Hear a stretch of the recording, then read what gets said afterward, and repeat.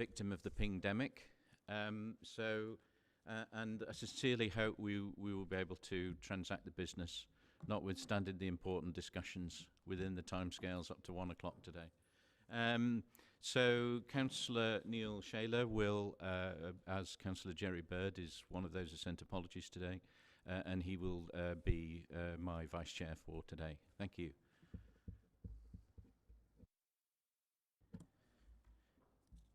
So, first of all, can I ask for apologies? Democratic Services. Thank you, Chair. So we've received apologies from Councillor Jerry Bird, and Councillor Bryony Goodliffe is subbing for her. Councillor Derek Giles and Councillor Sanderson is subbing for him. And Councillor Mac Maguire and Councillor Corney is subbing for him. Thank you. And with me in terms of lead officers is Steve Cox. Dom Donini is handling a family issue and is aiming to be with us later on. So I'd like to begin by welcoming those members of the public and the press who are watching the live stream of the meeting via the Council's website. The Council supports the principles of transparency, encourages filming, recording and taking photographs of its meetings. They're open to the public. And members are advised that this meeting may therefore be filmed, recorded or photographed. In order to register to speak, please raise your hand as normal, then be automatically added with my Vice Chair to the list of speakers. Please can I ask that all members turn their mobile phones to silent, I should do that myself, whilst the meeting is taking place. As far as I know, there is no fire alarm test scheduled for today, so if it does sound, please leave by the nearest marked exit. Toilets are available, gents on my left and ladies to the right. There are soft drinks available in the downstairs lobby of the Sports Centre, but unfortunately the cafe is not open today. Sorry about that. Does any member wish to declare any disclosable pecuniary interest or non-statutory disclosable interest for the meeting today? No, thank you. So, first of all, we are asked to approve the minutes of the meeting on July 27th in the Cambridge Corn Exchange as a correct record. Does anybody, I plan to go through the minutes page by page. Thank you, Councillor Smith. Note that you may have an amendment here. If they're not marked in page numbers, so if you just raise the individual agenda item as we go through. So, page 1, which is items 14, 15 and 16. Page 2, which is 17. Page 3, which is 17 continued through to 18. Page 4, continue. Yes, go ahead, Councillor Murphy. Thank you. I'm sorry, I'm not caught up here on the electronic thing. I can give you a reference to the minutes and action log points that I believe need correction, if that's all right, if I can do that yes, now, or please. would you prefer to go through? Okay. So on page 16 of the bundle, the second bullet point, this is where the Highways England officer was requested to return to the committee with a strategy, the point being that the Highways England did not actually have a strategy for disposal of the derelict properties in Bar Hill. Councillor Murphy, could you just move the microphone a little bit closer sorry. To you? Thank you. Can you hear that? Yes, that's better. Okay. So this was the point about the derelict properties in Bar Hill, following on from the A14 works. And the Highways England officer attended the meeting, and I requested that he return to the committee with a strategy, because he has currently no strategy in place, just hope. And the officer did in fact promise to report back. So it should reflect that there is an action that the Highways England will report back, and that's also, there's an associated point in the action log. Page 5 of the action log indicates that that element is completed, but it is not completed. It still has an outstanding action. And another point, the action log actually for the 22nd of June, still has no record of the actions from that meeting that were required in relation to King's Parade. The minutes state that several actions were required. One, a strategic visitor anti-terror plan, including St John's Market Square, provided to the committee. Two, a refreshed consultation on the barrier over and above the 21 days, ideally 60 days. Three, a revised design for the barrier in keeping with the King's Parade environment. Four, improved cycling safety and accessibility and disabled access investigated. Five, an amended permanent order to come to the, incorporating these changes, to come to the committee by the end of 2021, and an SLA to be entered into and signed by the Chief Inspector. Also, CamCycle was required to work with officers. Officers were required to engage with the City Council in relation to the partnership. The police risk assessment would be provided to the committee, and the safety and audit would be provided to members of the committee. And to date, none of this has been provided in terms of the reports that needs to be provided. The safety audit was conducted last summer, over a year ago, and I have actually seen a copy of it because a member of the public put in a Freedom of Information request to the council, and it was provided to them. So I do think members of the committee ought to be able to have this information. So I would appreciate if those points that were in the minutes would actually be reflected in the action log. Thank you. Did we have another speaker? No. Sorry, go ahead, Yeah, can I Councillor just Smith. basically say, it was just, I'm not going to amend, don't worry. It's basically to ask, there was a few items that we didn't get round to last time. What will happen to those items? So the intention is, and also I'm looking to Steve Cox to confirm. So some of the KPI reviews will go forward, Councillor Smith, to the Highways Improvement Board, so that we have sufficient time and sufficient focus to look at those. Some of the others, I think, were the financial monitoring plan, part of which is contained in this agenda. Okay, can we actually sort of see sight of, will we see sight of the notes or minutes of the Member Improvement Board? Yeah, absolutely. Thank you. So, if I may carry on, so on page 6 of the minutes was the review, item 19 of the Active Travel Fund and Mill Road. I don't have to tell you that was a long debate. It's maybe useful at this stage, especially for the public and the residents in Cambridge, if I read out from officers the status of where we are. Mill Road and other active travel schemes are being progressed, and with regards to Mill Road, we're having active discussions with the GCP. We're looking at how we can better involve the community through consultation and engagement, and looking into traffic counts and data. The plan is to bring this back to the committee for discussion latest in December, although we do have a reserve date in November, and I'd like to ask members at the end of the meeting if we want to go for that reserve date. Okay. So page 7, around Mill Road, page 8, surrounding Mill Road, 9, page 10, page 11, page 12 then moves on to item 20, the A14 local network issues. Page 21, a continuation of that item, and also the discussion on the LTN 120. Page 21 or 22 was the finance monitoring report. So as I said to Councillor Mandy Smith, so that was one of the areas that we pick up now at this committee meeting.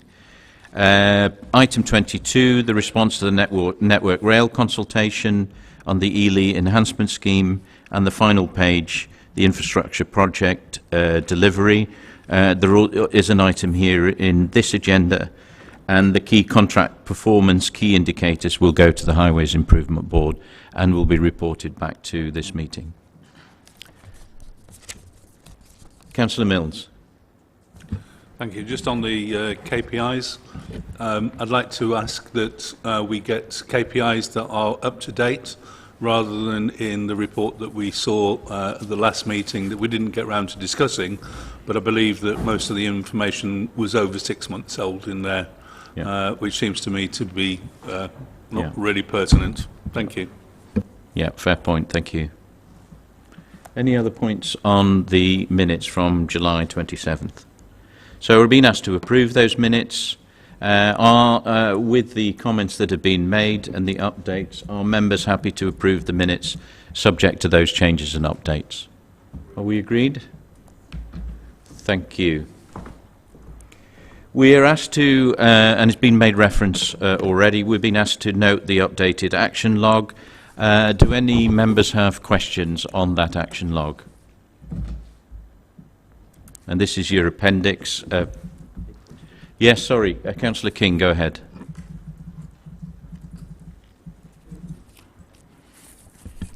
Got it to work. Thank you, Mr. Chairman. Yes, can you hear me all right? Yes. Yes. I did receive an exchange of emails about something that was on the agenda, or on the action log, which was looking at an enhanced pothole repair scheme. And I was asked whether I wanted it taken off, and I said no, I didn't. And I was told that that would be incorporated on the day of the meeting, which is today. Okay. Could I ask Steve Cox to comment? I don't recall that one, I must admit, but that's probably my error. Thank you, Chair. Thank you, Councillor King. Yes, we did exchange emails last week, I think. It was an action, as you rightly describe, regarding pothole repairs. I'm sorry, Steve, I can't hear you. Oh, okay, sorry. How's that? Is that better? Yeah. Okay. Thank you for raising it, Councillor King. It was a matter discussed with the previous chair and vice chair of the committee, and it wasn't felt as it was something that could be taken forward as a review to the policy. What I'll do, though, is keep the action live, and I'll pick up an action to speak to the current chair and vice chair of the committee for their views on that particular point, and then feed back to you. If that's okay. I think, if I may, Mr. Chairman, just follow that up. It is very important because a number of my parish councils would be quite willing to contribute an additional amount of money so that potholes that don't reach the intervention levels but are in the vicinity of the intervention level potholes, so that they could be repaired. Now, that would obviously be in the county's interest as well as my constituents, and I suspect all of our constituents. So I think it does happen elsewhere. I believe I did do some research on it ages ago, and I think Devon does that. So, you know, this is not something that is completely out of left field, and I think that it's best practice and we ought to embrace it. Thank you. Okay. Interesting point. Councillor Mills. Yeah, thank you, Chair. Just to follow on what Councillor Murphy was referring to, and we're going to have it, I believe, King's Parade is coming back. But for an action log, can we make sure that the security guidance that I believe was conducted by Bedford Police for the counter-terrorism aspect of that, so that we can see sight of that, so we can have a proper understanding of the risk assessment that was done at the time? Thank you. Yeah, good point. Thank you. Anything else on the action log, members?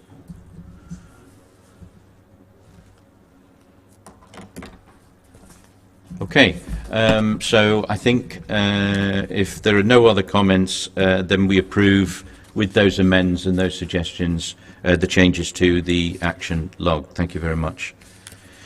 Item 3 actually listed on here on the website as item 2 is petitions and public questions, democratic services. Thank you, Chair. We've received a couple of public questions, and we'll take those. I'll read those at the appropriate time on the agenda. That's fine. Okay, thank you. So item 4, this is the Integrated Transport Block Strategy Aims funding allocation. So there are 4 items in the agenda. One is a review of those schemes that, the status for those that were delayed.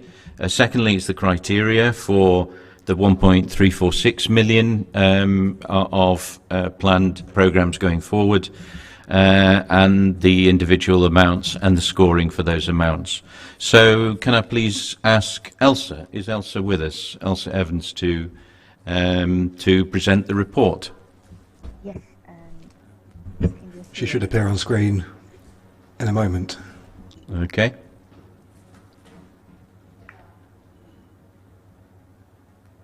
Can you hear? Good morning, Elsa. Good morning. Can you hear? Can you see? We can't hear you at the moment, but the man with the switches may be able to do something.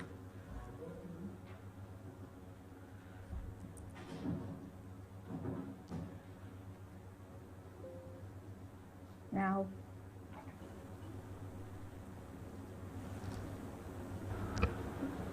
Perhaps we could explain to Elsa that it's not that we can't hear her, it's just that the volume is too low, so we're trying to adjust right. here. Okay. I've turned it up. Okay. Elsa, let's see if we can hear you again. Yes. Can you hear now? A little bit faintly. Let's try that. Okay. So this report is about allocating the integrated transport block funding to projects to deliver the transport strategy aims. This is part of the 3.2 million government funding from the Department of Transport given to the Cambridge and Peterborough Combined Authority, as they are the local transport authority for the area.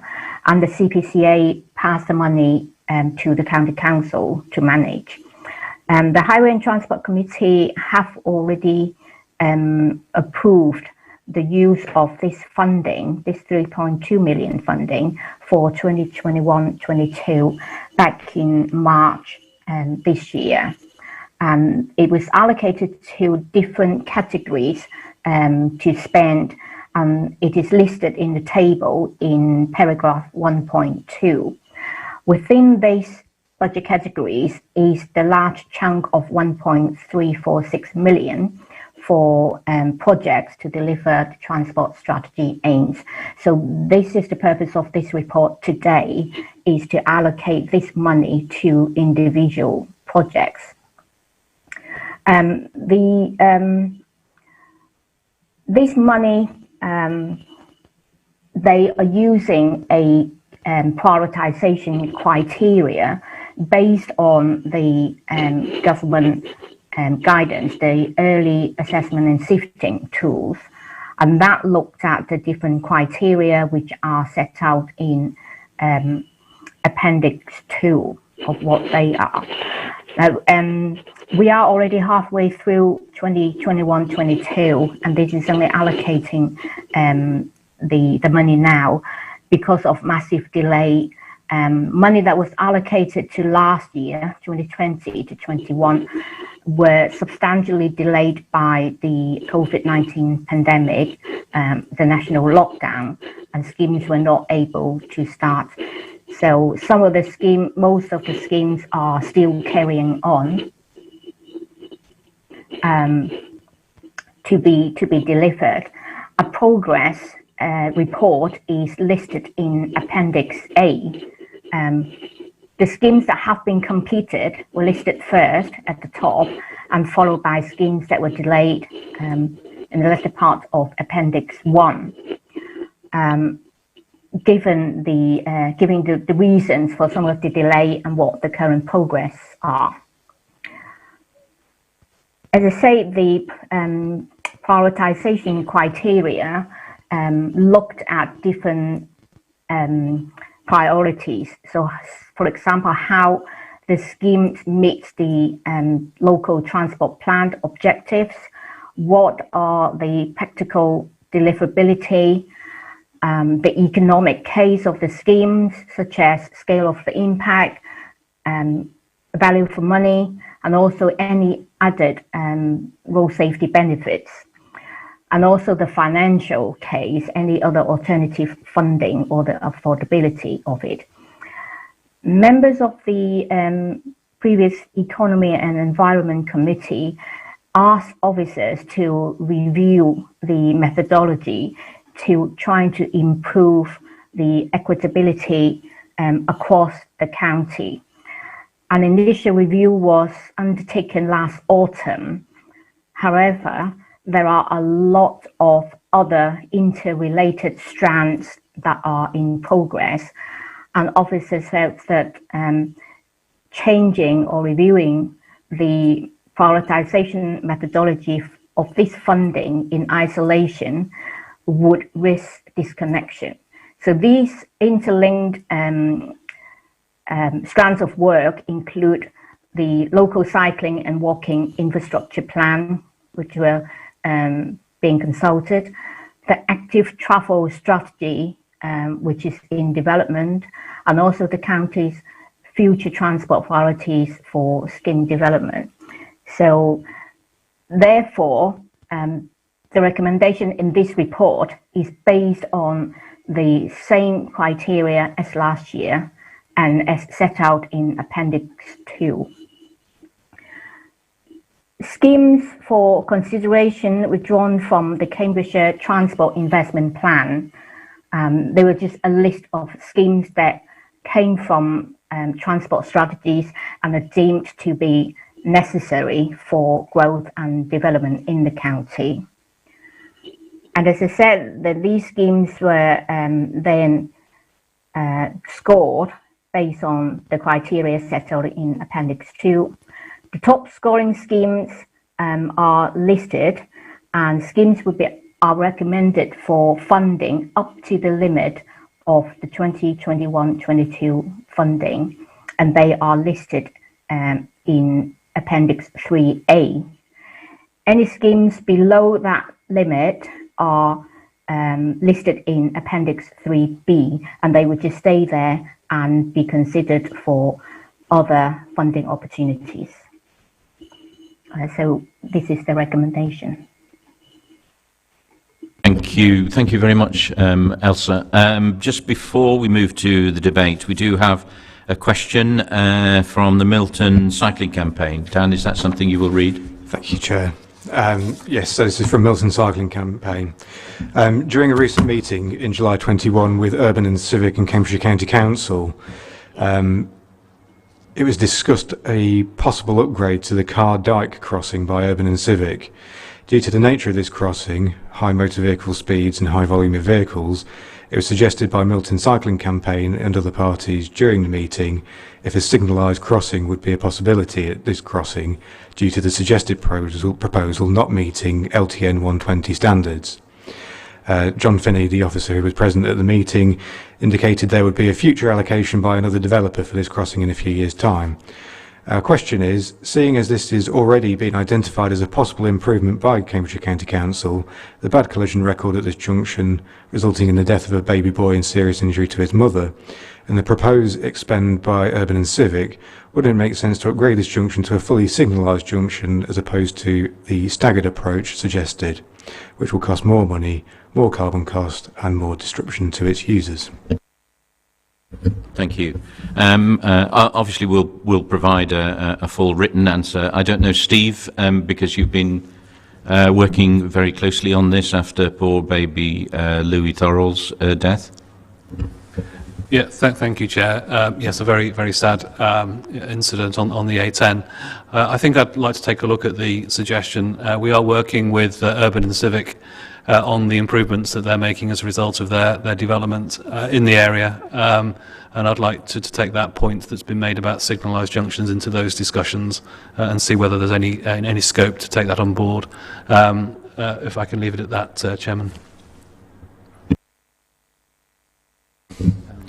So I think we have Councillor Mandy Smith first, then Councillor Mills. Right, basically, at the first meeting, before I go into asking about the report, can I ask who the NMU champion is? Have we got one? Because we weren't going to have a cycling one, we was going to have one for everybody.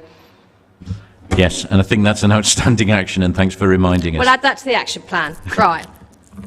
Okay, so will that be sorted out later, who that person... That's all right, as long as... Don't worry, I'm just, you know... So that's still to be sorted, fine. Now, bearing that in mind, the scheme, I received a few questions from basically, like I say, at the first meeting I wanted everybody included. The equestrian people have contacted me, like the cycling people have contacted Daniel Snowden. Basically, there is an element that things are being called cycle paths, which then, technically, that doesn't include horses. So I'd like sort of confirmation or clarification that we are actually going to be including horses as well. Everybody, in fact, all non-motorised users. Because otherwise, there's a lot of money going into the pot, which is good, but it's only going to be for certain elements of the community. So I'd like sort of confirmation that if it mentions a cycle path, it's actually for everybody. So, good point. So, Elsa, if you would answer that, and then we'll go to Councillor Mills. I'm not sure who the NMU champion is, but in terms of cycling and walking schemes, it depends on the scheme itself. So if they are for NMU, then that would include partly horse riders, but they are to be guided by the usage of these facilities. So if they are proposed for including horse riders, then they are considered in the prioritisation. Not sure, does that answer your question? No, not really. If anything, that sort of makes it a bit more confusing, which I think the chairman will understand. Basically, it's making sure that everybody is included. It's not just because we're including sort of two parts of the community, we've got to include everybody, because there's also people in wheelchairs as well. They need plenty of room as well, if two of them are side by side, for example. So I would like more clarification that we are thinking of everybody, and they will be included in all these schemes. Yes, they are. I mean, the requirements of all parts of the community, all users of the communities are considered, yes. Yeah, they've got to also be able to use that scheme at the end of the day. That's my thing. I think the chairman and the vice chairman can see where I'm going with this. And although I'm in favour of any future green routes, I am, but it has to include everybody. Yeah, I think a very good point. Councillor Mills. Yeah, a couple of points. One, reference Councillor Smith's request to make sure that we're inclusive in our access systems and pathways and so on. And perhaps Councillor King's going to speak to that, because we have a local access forum that is well represented by or with the equine community, if I can call it that, who are looking to make sure that we do exactly what Councillor Smith is wanting, and to include them in all our considerations. My main point, though, was if we do support LTN 120, it seems pretty ridiculous to me to, before a crossing is built, that we don't build a LTN 120 compliant crossing. Thank you. Thank you, Councillor King. Thank you, Mr. Chairman. Yes. I think that what is desperately needed at the County Council is a policy about the type of surfaces to use for these non-motorised users. Because what tends to happen is we just chuck down a bit of tarmac, and that really is not very helpful for equine users. So what I was going to suggest later on, and I'll suggest it now, is we put on the forward agenda plan the request to officers to prepare a policy for surfaces for non-motorised users, so that there's clarity for officers and clarity for us and clarity for the people we serve. Yeah, good point, because I think it's not clear at the moment, and we need to clarify that. And also, following up from Councillor Smith's point, Councillor Sharp. Thank you, Chairman. Just following on from that, my ward has got a lot of horses in it. In fact, my ward includes the July racecourse at Newmarket. So, and I attended about a month ago at Newmarket Town Council a talk from one of the Jockey Club Estates people about the surfaces, because some of these crossings in Newmarket / Cambridgeshire are in my ward. Obviously, a lot of them are in Suffolk. But I think, following on from Councillor Milne's point of view, yes, we need to be totally inclusive for everybody. But certainly, if we're looking at this, then the road surfaces on those crossings, because, okay, there are obviously some very expensive equine flesh, for want of a better word, but similarly, there are lots of pleasure, I'd call them pleasure riders, who, you know, who just ride for fun, and in my ward, as I'm sure other members have got, so looking at the surfaces, I think, is important. Yes, thank you very much. So go to Councillor Murphy, and then Dan noticed that Jeremy Smith has his hand raised on the screen. So Councillor Murphy first. Thank you. Just going back to this list of projects that are to have funding allocated to them, and the scoring methodology, it's quite clear, I think, that a new administration would have different weighting than the previous administration, and this has been done on the basis of the previous administration's weighting. All very good projects, but it's about priorities. And looking at the first 16 projects that have not made the cut on this methodology, they're all cycling and walking, and one public transport. You have to go down to the 17th before you get to anything to do with motorised transport. So I would feel very uncomfortable simply rubber stamping this proposal, and I would request, please, a revisit of the methodology to have a reassurance that we are not simply rubber stamping a different set of priorities from what we as an administration wish to pursue. So I'll go to Jeremy, and then Elsa, or both of you may want to address that question. Jeremy. Thank you, Chair. Yes, just picking up the point on surfacing, we are planning to, as Elsa mentioned, bring an active travel strategy paper to the committee later this year. And one of the things that paper would seek to pick up would be the surfacing we use, the policy requirements, the desire to hit the guidance in LTN 120, and a lot of things around that. And also, indeed, you know, the balance between catering for all users based on usage and the costs involved. Obviously, yes, we do need to take into account every user, whether it's walking, cycling, horse riders, those with mobility impairments and the like, but we do need to be very mindful of the usage and the appropriate facility for the particular geography. So yes, we absolutely should be taking into account all users, but I would just suggest that it's going to be more relevant to consider equestrians in largely rural areas, or areas where there are stables, where there's an obvious usage, and in other cases it's going to be less of an issue. But I think the fundamental point that you do need to consider all users when you're considering the facilities is perfectly valid. I would also note that in many cases, if you've got high equestrian uses and high cycle pedestrian uses, the ideal situation is to have parallel facilities. But obviously that does mean you need rather more land and rather more cost. So there's obviously, at some point, committee will need to put a balance on how we make those considerations, and whether the perfect is the enemy of the good on occasion. But those are the things that we would seek to unpack as we bring papers forward to you, so you can take a full view on that as at a later date, which hopefully, as I say, will be later this year. Okay, thank you, Jeremy. Elsa, could you address some of the questions from Councillor Murphy around the criteria and the scoring? Yes, and it should be noted that quite a lot of the schemes, they are for scheme development.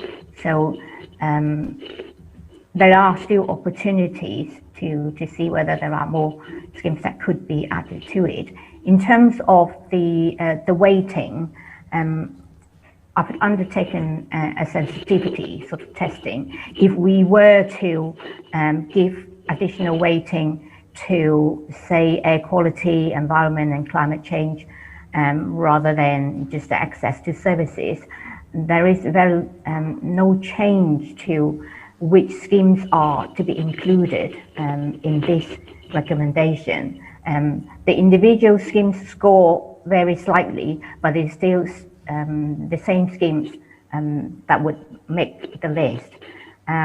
This is not an end point, because there would be and might be other funding opportunities, and there is also next year's allocation that can be considered.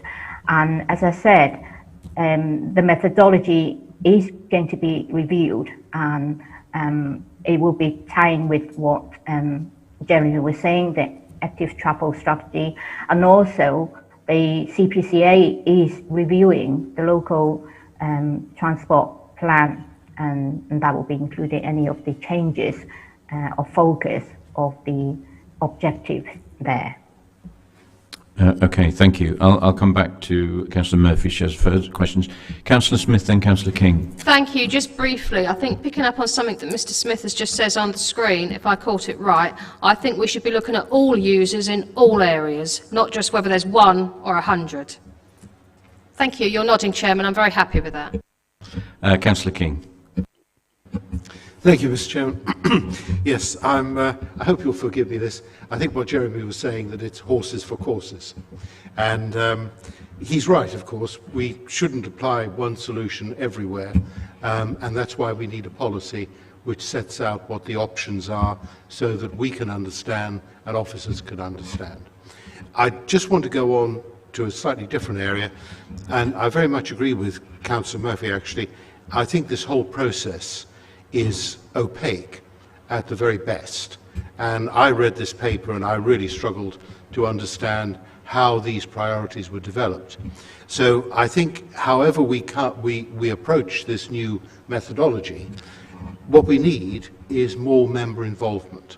And I think that's really important, because certainly I don't remember I've been on this committee for the last 4 years, and 5 years now, and I don't remember having any significant involvement into these.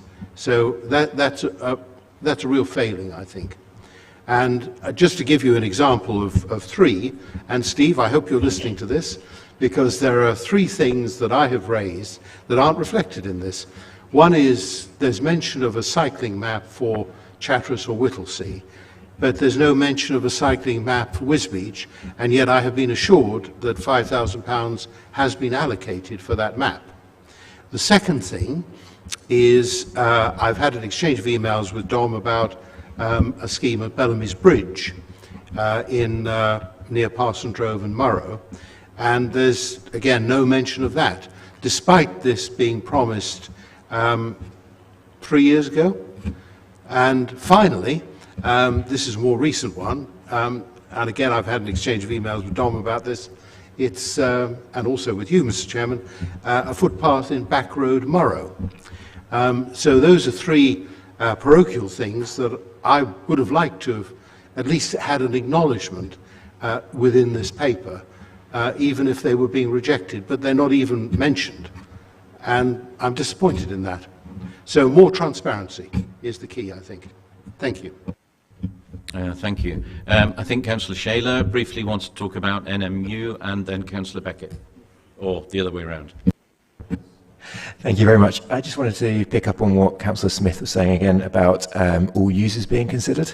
Obviously that is very important, but I actually have to admit I do agree with Jeremy Smith that we do need to make sure we look at the appropriate users in that area. I, for instance, represent Cambridge City, so therefore the equestrian community is not quite so strong in the city centre, and therefore I do think that we need to be aware that we are looking at the correct services for the correct users. Thank you.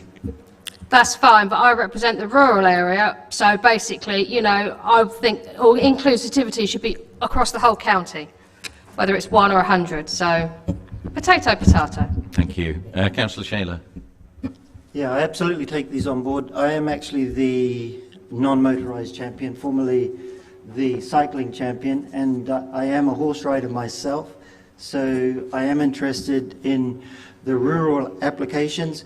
This is part of active transport, and when you read this fantastic document from Public Health England, it's not only about getting from A to B, it's about living locally, community building, and all of those other health aspects of being out in the open.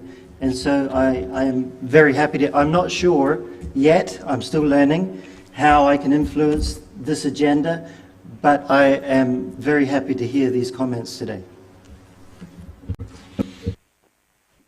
So thank you for all those comments. I mean, I think I'm hearing three things. First of all, greater member involvement in this process. I think that's a feeling I get around the table.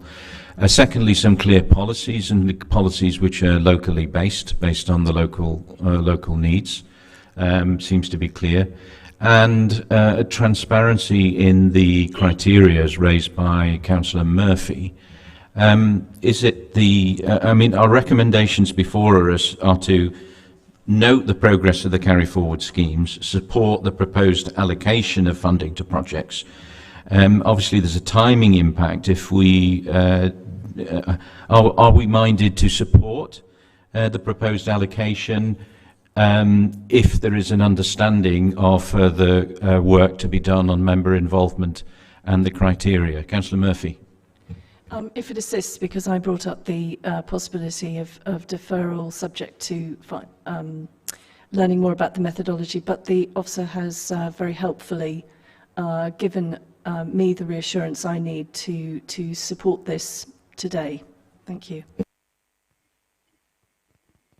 Okay, so I think that's clear, members. Then we go with the recommendations, but on the basis of those conditions and the proposals going forward. Councillor Mills? Just a quick one, Chair. I think, I'm not sure whether it was Councillor King was talking about creating policy for specifications of surfaces. This is an outstanding issue when we've got multiple user types using the same pathways. And we've experimented, I know, recently with a gravel and supported surface, for example, that may be taken into consideration. But I think for the action log, I'm just concerned that that doesn't get lost in the other things. Thank you. I'm sure Dan has got that in capital letters. Okay, thank you, members. That was a very useful discussion, and I think that's moved forward that whole area and the interest considerably. So thank you very much for your inputs. Okay, so members, our next item is something completely different, which is Cambridge South Station. I'd like to ask Jack Eagle, Principal Transport and Infrastructure Manager, to present the report. And then before we move to the debate, we have a question from Edward Lee from Smarter Cambridge Transport. But Jack, if I can ask you to introduce in the first place. Yes, hello. Can you all hear me, members? Yep. Yeah, good. So this paper covers Network Rail's Transport and Works Act order submission for Cambridge South Station and the County Council's comments on it. It should be noted that these aren't sort of formal comments to a consultation response, but they are comments that have been collated from various officers with different technical specialisms around the County Council, and they will be sent to Network Rail for their consideration if approved by the committee. And the report also asks to delegate to the Executive Director and Chair and Vice Chair the approval of submission of any more formal documents that may be required regarding Cambridge South Station.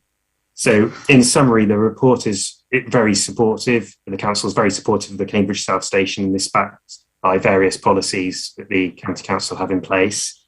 Network Rail submitted a Transport and Works Act order submission to the Secretary of State in June 2021, and the County Council submitted a holding objection to this, and that's available in 6B of the report. The reasons for that were to ensure that the protected provision it required for the guided busway and the Greater Cambridge Partnerships Cambridge South East Transport Scheme are agreed, and officers and legal specialists are working with Network Rail and the GCP to get those agreed as soon as possible so that holding objection can be removed. And going forwards, the next steps would be there's a planned inquiry for the Cambridge South Station, which is provisionally planned to start on the 22nd of November this year. Okay, thank you very much, Jack. So before we move to the debate, then we have this question from Edward Lee. Dan, could you read that out? Thank you, Chair. The question is as follows. The proposed response to the Network Rail TWAO application for Cambridge South Station makes no reference to the design capacity of the station, nor its integration with bus services. Smarter Cambridge Transport believes that the submitted design is seriously inadequate on both counts, as set out in the attached objection we submitted on the 2nd of August.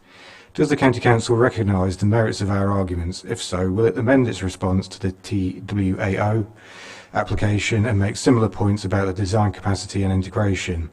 If not, what is the Council's contingency plan if the design capacity of the station does prove to be inadequate, or the lack of tight rail bus integration fails to support the level of modal shift required to ensure the viability of planned future expansion of the biomedical campus and growth in the catchment area for the station, including along the CSEC corridor? Right, thank you. So we of course will provide a written answer to Edward. I'm initially looking at Steve and Dom, whether they want to make any initial comments about this right now.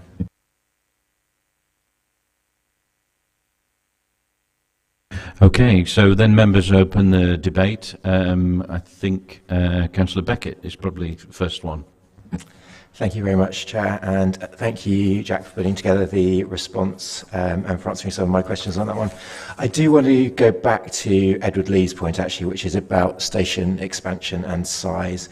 Currently, the Network Rail estimates put a 1.3% growth rate between 2030 and 2043.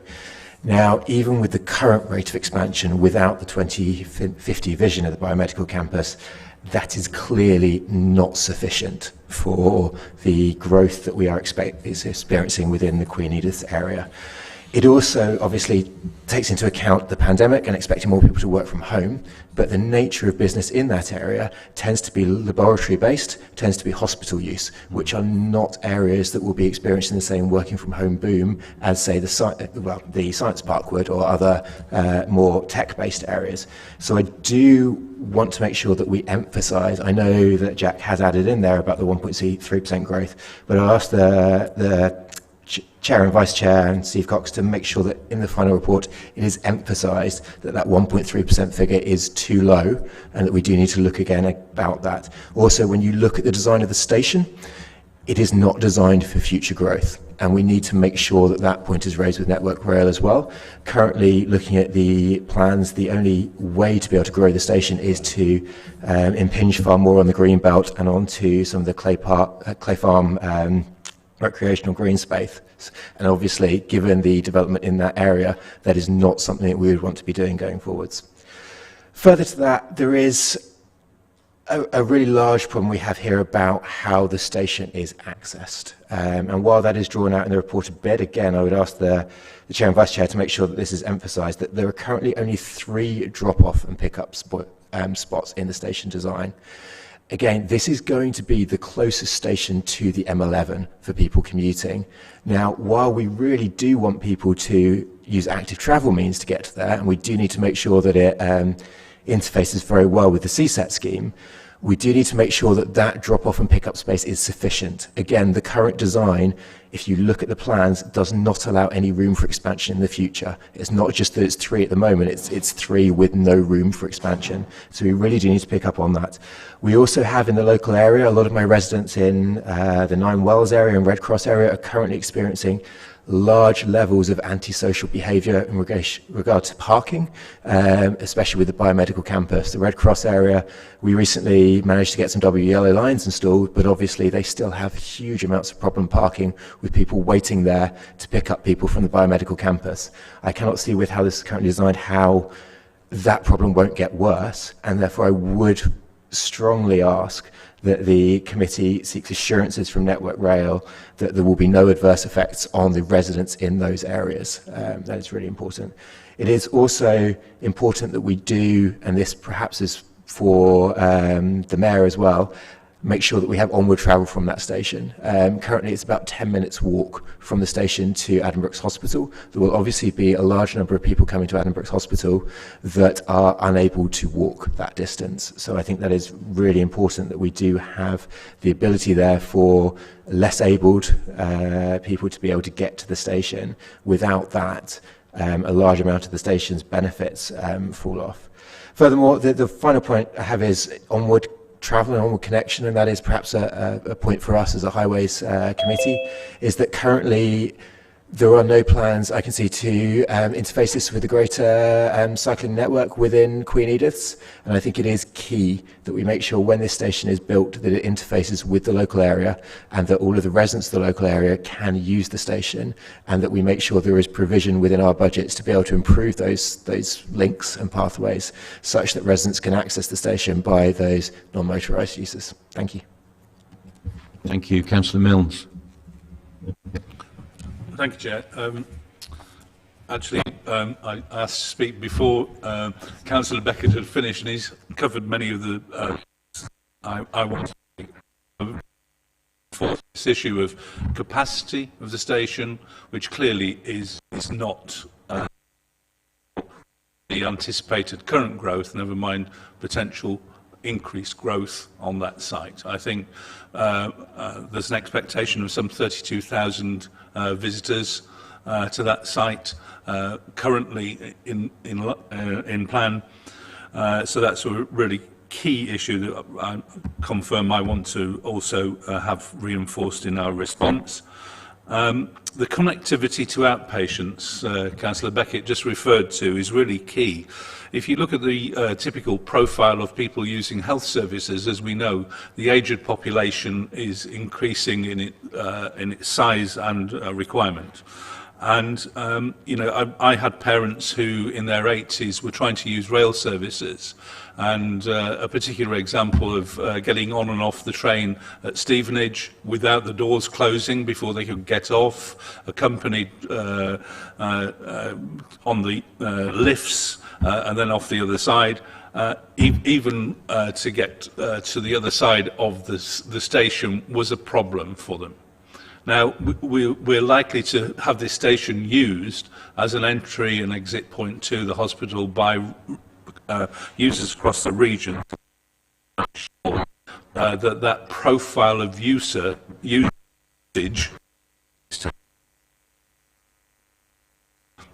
Thank you.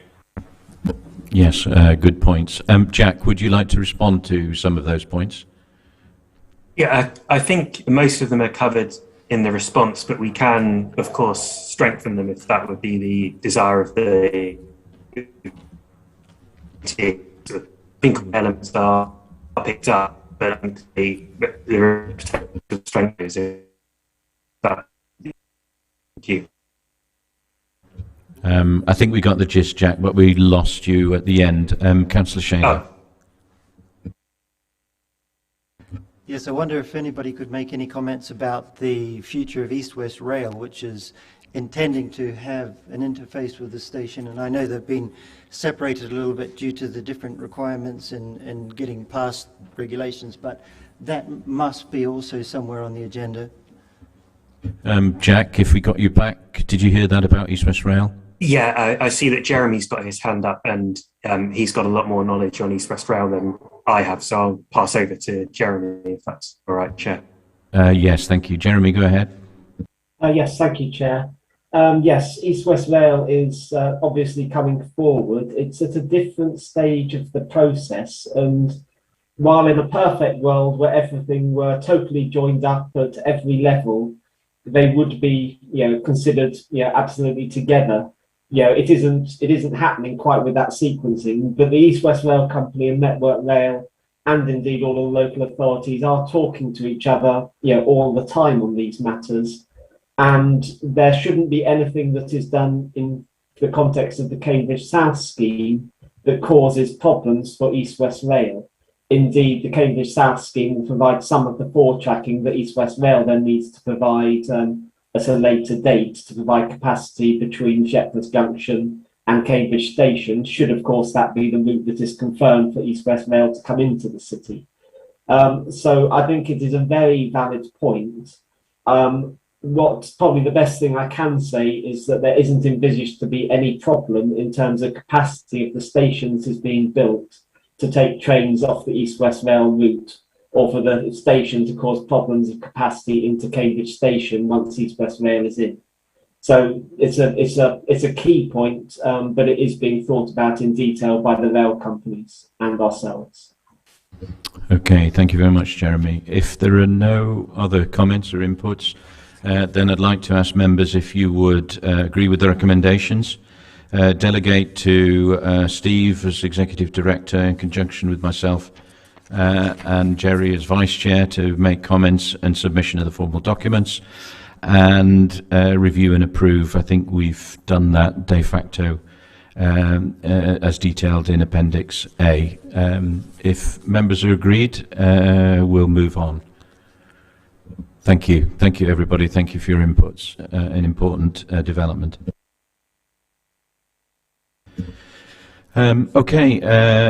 Members and members of the public and Councillor Criswell who are with us. So we move on to a very important item, road safety. There's nothing that we do as a committee perhaps which is more important than this area, and I know that it's an extremely important topic, especially with respect to the Wheatsheaf roundabout. I'm going to ask initially David Allett, who's Interim Assistant Director for Highways, to present the report. Then we have a statement from Milton Cycling Campaign, and then I'd like to ask Mrs. Margaret Lum to address us, and last but certainly not least, Councillor Steve Criswell after that. So, David, over to you first. Thanks, Councillor MacDonald. Hopefully you can all hear me okay. Yes, thank you. Great stuff. So this paper outlines the road safety schemes that we're proposing for 2021-2022. In section 1.2 of the paper, there's a description about how sites are identified and prioritised. It's essentially based on the most recent 3-year calendar period in terms of accidents, and those accidents are investigated to understand which schemes present the greatest risks. Now, the road safety budget is currently £594,000 per annum, and this covers the design and investigation of schemes as well as the implementation of those schemes.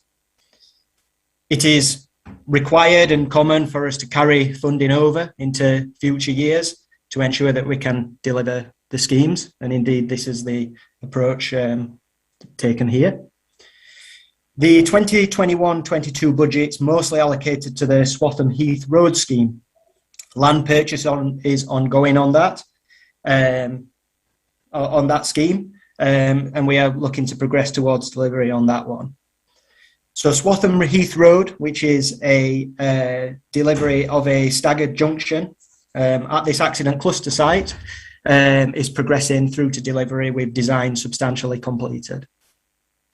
The paper also refers to Puddock Road, another scheme, and as set out in 2.4 of the report, we are looking at outline options for that location, but survey work is required to determine whether or not it's appropriate to sever that route. Until that survey work is complete, and that survey work was delayed due to the pandemic, we'll take a view on that scheme in due course. Section 2.5 of the report refers to the Wheatsheaf Crossroads, which is the second scheme on the programme that we are recommending to take forward. This is an important accident cluster site where there have been a range of collisions, 20 collisions between January 2015 and December 2020, including 2 fatal and 2 serious injury collisions more recently. Initially, a traffic light signal scheme was proposed at this location to deal with this impact, utilising community infrastructure levy funding with proposals developed with Huntingdonshire District Council to deliver a traffic light scheme. Now, the SIL report at that time did identify that other options were being explored in parallel, albeit the funding was for a traffic signal scheme there. As we have explored the detail of the project in line with the usual approach of understanding site constraints in more detail and costs in more detail, it's emerged that the traffic signal scheme originally envisaged could not be delivered within the footprint of the junction, and therefore land purchase is required from multiple landowners, and we're also required to negotiate fibre optic cable there. In spring this year, Milestone, our advisors, produced an option assessment report. That report looks at a roundabout versus a signalised junction versus a staggered crossroads, and the paper, particularly Appendix D, provides some of the outcomes of that. In essence, when we're looking at accidents, we look at the cost, delay, and accident savings of the options to derive a benefit-cost ratio. And what the technical work tells us is that the staggered crossroad option presents a greater business case than traffic signals, and therefore we're recommending that we progress with that scheme. Indeed, if we did choose to progress with that scheme, we'd have to continue discussions with Huntingdonshire District Council about funding, and we'd also need to liaise with other potential funders to help deliver the full cost of works. It's fair to say that the original assumptions last year on costs have increased quite significantly for a number of reasons. Finally, the paper talks about the A10 and highlights that we recognise the safety challenges on this corridor. Work is being carried out by the combined authority to look at the corridor and its challenges more generally. We have implemented some speed reduction works, and as touched on earlier in the committee, we're working with Urban and Civic, the developer, to look at what measures can be accelerated and implemented at the Denny End junction there. So the recommendation of the board is to approve the road safety schemes for 2021 and 22, and there's a particular request to steer the way forward on the Wheatsheaf Crossroads, for which the recommendation is to advance detailed design and explore funding options to drive forward a staggered crossroads.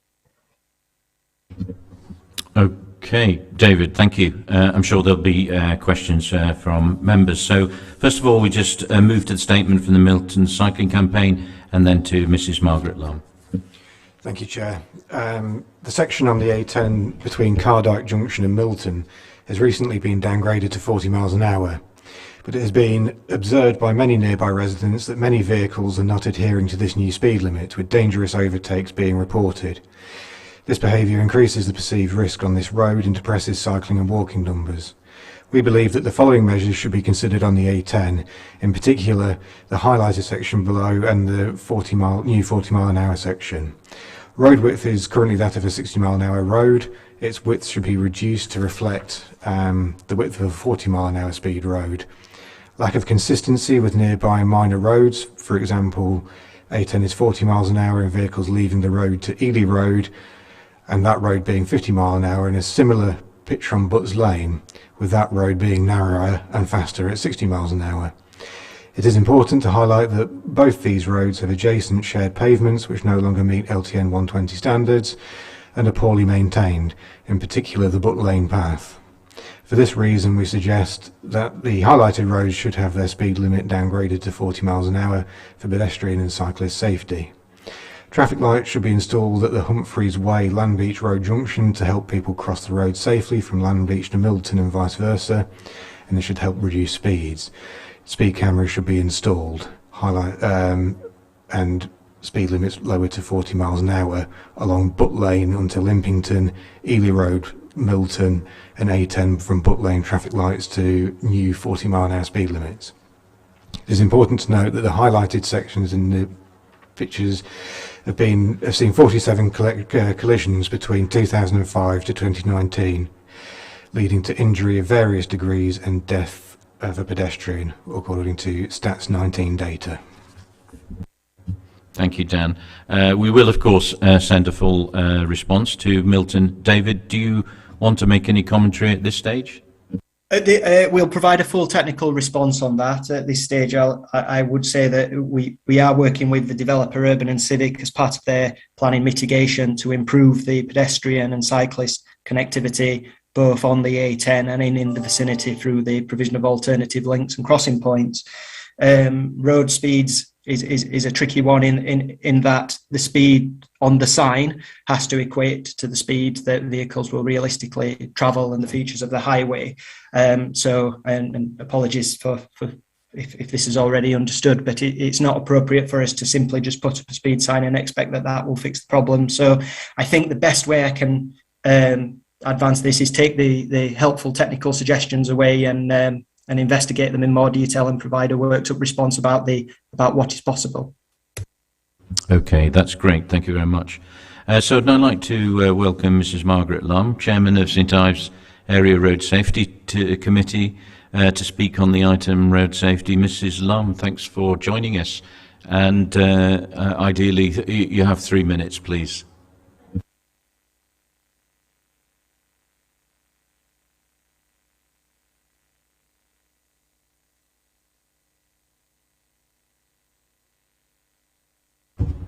Thank you very much. Thank you.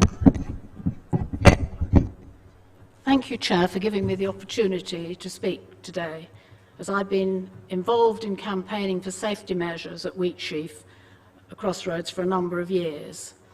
The Road Safety Committee meets alternate months, and we are actually having our first face-to-face meeting next week. This location is on the agenda at every meeting.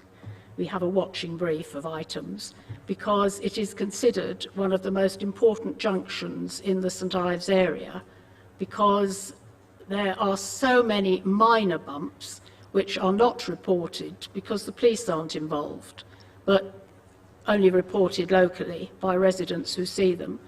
I am one of the residents who will not use this crossroads because I consider it so dangerous. It's a 60-mile-an-hour road. We've only got giveaway signs, which a lot of motorists going across to Woodhurst or coming from Woodhurst completely ignore. There are reports weekly of other motorists seeing this happen. And we were absolutely delighted when we were told the money had been allocated for traffic lights, ring-fenced, and now having canvassed a lot of opinion, everyone is horrified that it's going to be a staggered junction, because we had discussed this and discounted it. Because people will have to wait in the middle of a 60-mile-an-hour road unless it's widened to incorporate a special turning lane. I know a lot of accidents are driver error, which the police have told us, which I accept, but you'll always get that wherever you are. We would like lighting at that junction because it's very dark and it gets quite misty in the winter. And then no one knows whether they turn right or left. When I learnt to drive, you went behind the car, but people don't do that now. And the limit is 60 miles on that road. We have campaigned to bring it down, and we have been told, no, that won't happen. So we want something done. Traffic lights worked very well when there were pipe work up there. A staggered junction, depending on where it is, it would be more dangerous if it goes nearer the Envar gate, which is on the 1050. We got the Envar gate in the Heath Road, Bluntisham, closed because we just found that was dangerous, and they only use it for emergencies now.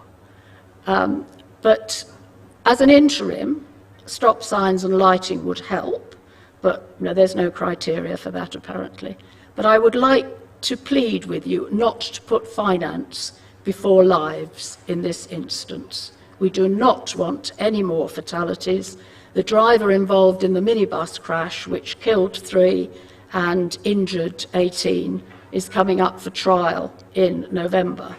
And we have been asked by the coroner, the Road Safety Committee, to compile a list of accident statistics by him, which we are in the process of finalising now. Thank you for your attention. Thank you very much. Very valuable input. Please stay with us, obviously, for the debate. I'd now like to invite Councillor Steve Griswell to speak to us. And Steve, I think the rules say 5 minutes, so as close as you can get to 5 minutes.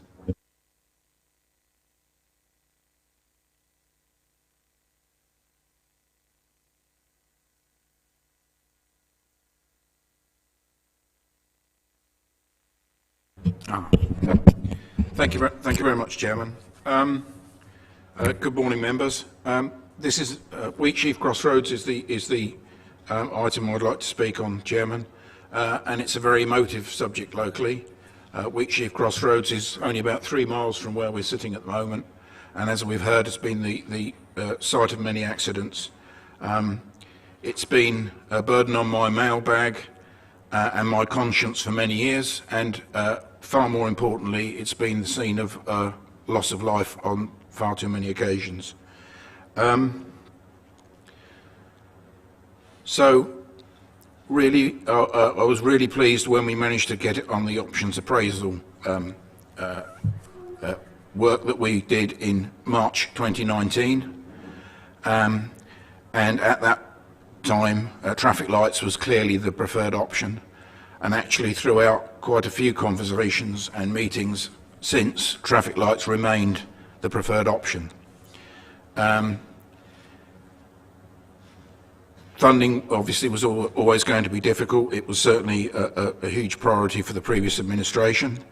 And we approached HDC for some SIL funding because obviously growth was one of the issues causing, I think, inappropriate gap acceptance is the term, where gaps in traffic were becoming less and less and people were taking greater risks. And this early this year, we were putting a bid into HDC for SIL funding, and we agreed with HDC that we wouldn't put that bid in until we had settled on a scheme and the administration had guaranteed they would find the rest of the funding, and that was done, and that was the situation early this year. Prior to the bid going into HDC, it was due to go in March. Officers already had sight of the milestone report that's referred to, so we did have that report as far back as March. And they did convene a meeting with the previous chair of Highways Committee and myself as the local member, and said that milestone report was starting to show that staggered junctions would provide better value. Did we wish to change tack or continue with the process as was already underway with traffic lights? And the conversation that was had with the senior officers at the time was based solely on road safety. And I said, what is the problem we are trying to solve? And Appendix D in our report today shows the pros and cons. I haven't got a page number, Chairman, it's not on there, I'm afraid. Appendix D shows the pros and cons of staggered crossroads and signals. And the cons for a staggered crossroads, the first two says does not improve opportunities to exit the junction, and drivers must still rely on their own judgment. And they were the very two items that we were trying to solve. So we were confronted with, we could go to staggered crossroads, it might be better value, but the very two issues we are trying to solve were the disadvantages with the staggered crossroads. So that decision for me, Chairman, was very easy. I think staggered crossroads has been seen by the public as something to placate the public rather than solve the problem. And it certainly wasn't good enough for me, it wasn't good enough for the previous administration, and I desperately hope it's not good enough for this committee, Chairman. This is a junction we need to solve once and for all. And traffic lights is the only solution that requires drivers to stop. And that is the basic problem. No other options require drivers to stop. I understand the methodology for the cost-benefit analysis, but I'm afraid I cannot justify saying we will go for staggered junctions so it saves 2 minutes on someone's journey to work when actually we're trying to save lives. So for that reason, Chairman, I am asking the committee to go with the original traffic light option. Let's find the money, let's do it, let's honour the agreement we had with HDC to provide that SIL funding for traffic lights. I don't believe going to a staggered junction will solve the problem. It could be the worst of all worlds, Chairman, if we spend £2 million on a staggered junction and we still have accidents there. So my plea is to members just to bear that in mind and stick to the original traffic light option, please, Chairman. Thank you. Thanks very much, Councillor Criswell. David, do you want to comment at this stage or wait for later in the debate? Well, if I may comment at this stage, I might just touch on a few points raised if it's helpful. Yes, please do. Thanks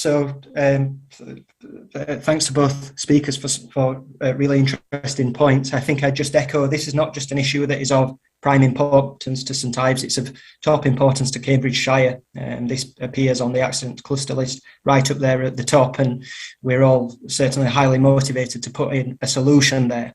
Now, what we need to do is make sure that the solution is the right solution, the most appropriate one, and the methodology that we use to do that is the industry standard approach that does take into account delay and cost, but also the propensity to be effective in reducing collisions and saving lives. It's true that one of the negative points of a staggered crossroads is that a driver has to rely upon their own judgment, but as the evidence suggests, the nature of the highway feature massively increases the ability of the driver to trust their judgment, because the manoeuvre that has to be undertaken is far less complex. The cognitive load is much less complex. There are pros and cons associated with traffic signals and staggered crossroads, so both have pros and cons, but we have to be guided by the evidence, and the evidence suggests that when you look at the overall benefits, the staggered crossroads has a greater impact in terms of reducing collisions and the higher benefit cost ratio. I would also note that one of the reasons that delay is also important is that when drivers are delayed, that can also impede their ability to make sensible decisions, and we find that risk taking is associated with congestion and delay as well. So I think that covers it for now, but I just wanted to point out that this is not at all about looking for the cheapest option or compromising anything. It's about trying to identify the solution that will have the greatest positive impact using the method that we have rely on across the country to determine the most appropriate investments. Thanks, David. If I may, I'll come to Councillor Smith. I just have two quick questions myself. As Councillor Criswell pointed out, I must admit it did jump out of the page to me when it said for the staggered junction, one of the cons was does not improve opportunities to exit the junction. That did jump out of the page as a disadvantage, and also that the driver has to, of course, make two turns to cross the junction on that busy road. David, is there anything you, before I move to Councillor Smith in the debate, anything you want to say on those particular cons, those disadvantages? Simply that they are objective disadvantages of that particular solution. Traffic signals also has disadvantages. I think we have to recognise that we are looking at a crossroads here where we have conflicting movements, and in all cases that comes with an element of risk. So I would just emphasise that yes, where you have traffic lights, for example, there is a risk of red light blindness, where people approach quickly and have a tendency to overshoot, which can be equally dangerous. But the pros and cons that we refer to in the appendix are objective pros and cons. We've fed those into the analysis that leads to the overarching business case conclusion. All right, thanks, David. So I have Councillor Mandy Smith, Councillor Sanderson, Councillor Janet French, Councillor Brian Milnes and Councillor Ryan Fuller. I think in that order, and Councillor Douglas Dew. I think I've got the order correct. Go ahead. Thank you, Chairman. First of all, welcome to David Allett to his new position. We've emailed quite a few times. It's the first time we've sort of seen, so welcome to your new post. Right, basically, a lot of things here, I mean, I travel that road. I know that road quite well. I don't think the scene has been set really, because there's quite a lot happening in that, and it alerted me when the first speaker, there's quite a lot happening in that area, isn't there? And the local member will be able to sort of say that. You've got a business right on the junction, you've got a few gateways nearby, and then as you come in from St Ives to and then you have to stop and turn right at the junction now, you turn down to one of the county council recycling centres, yeah?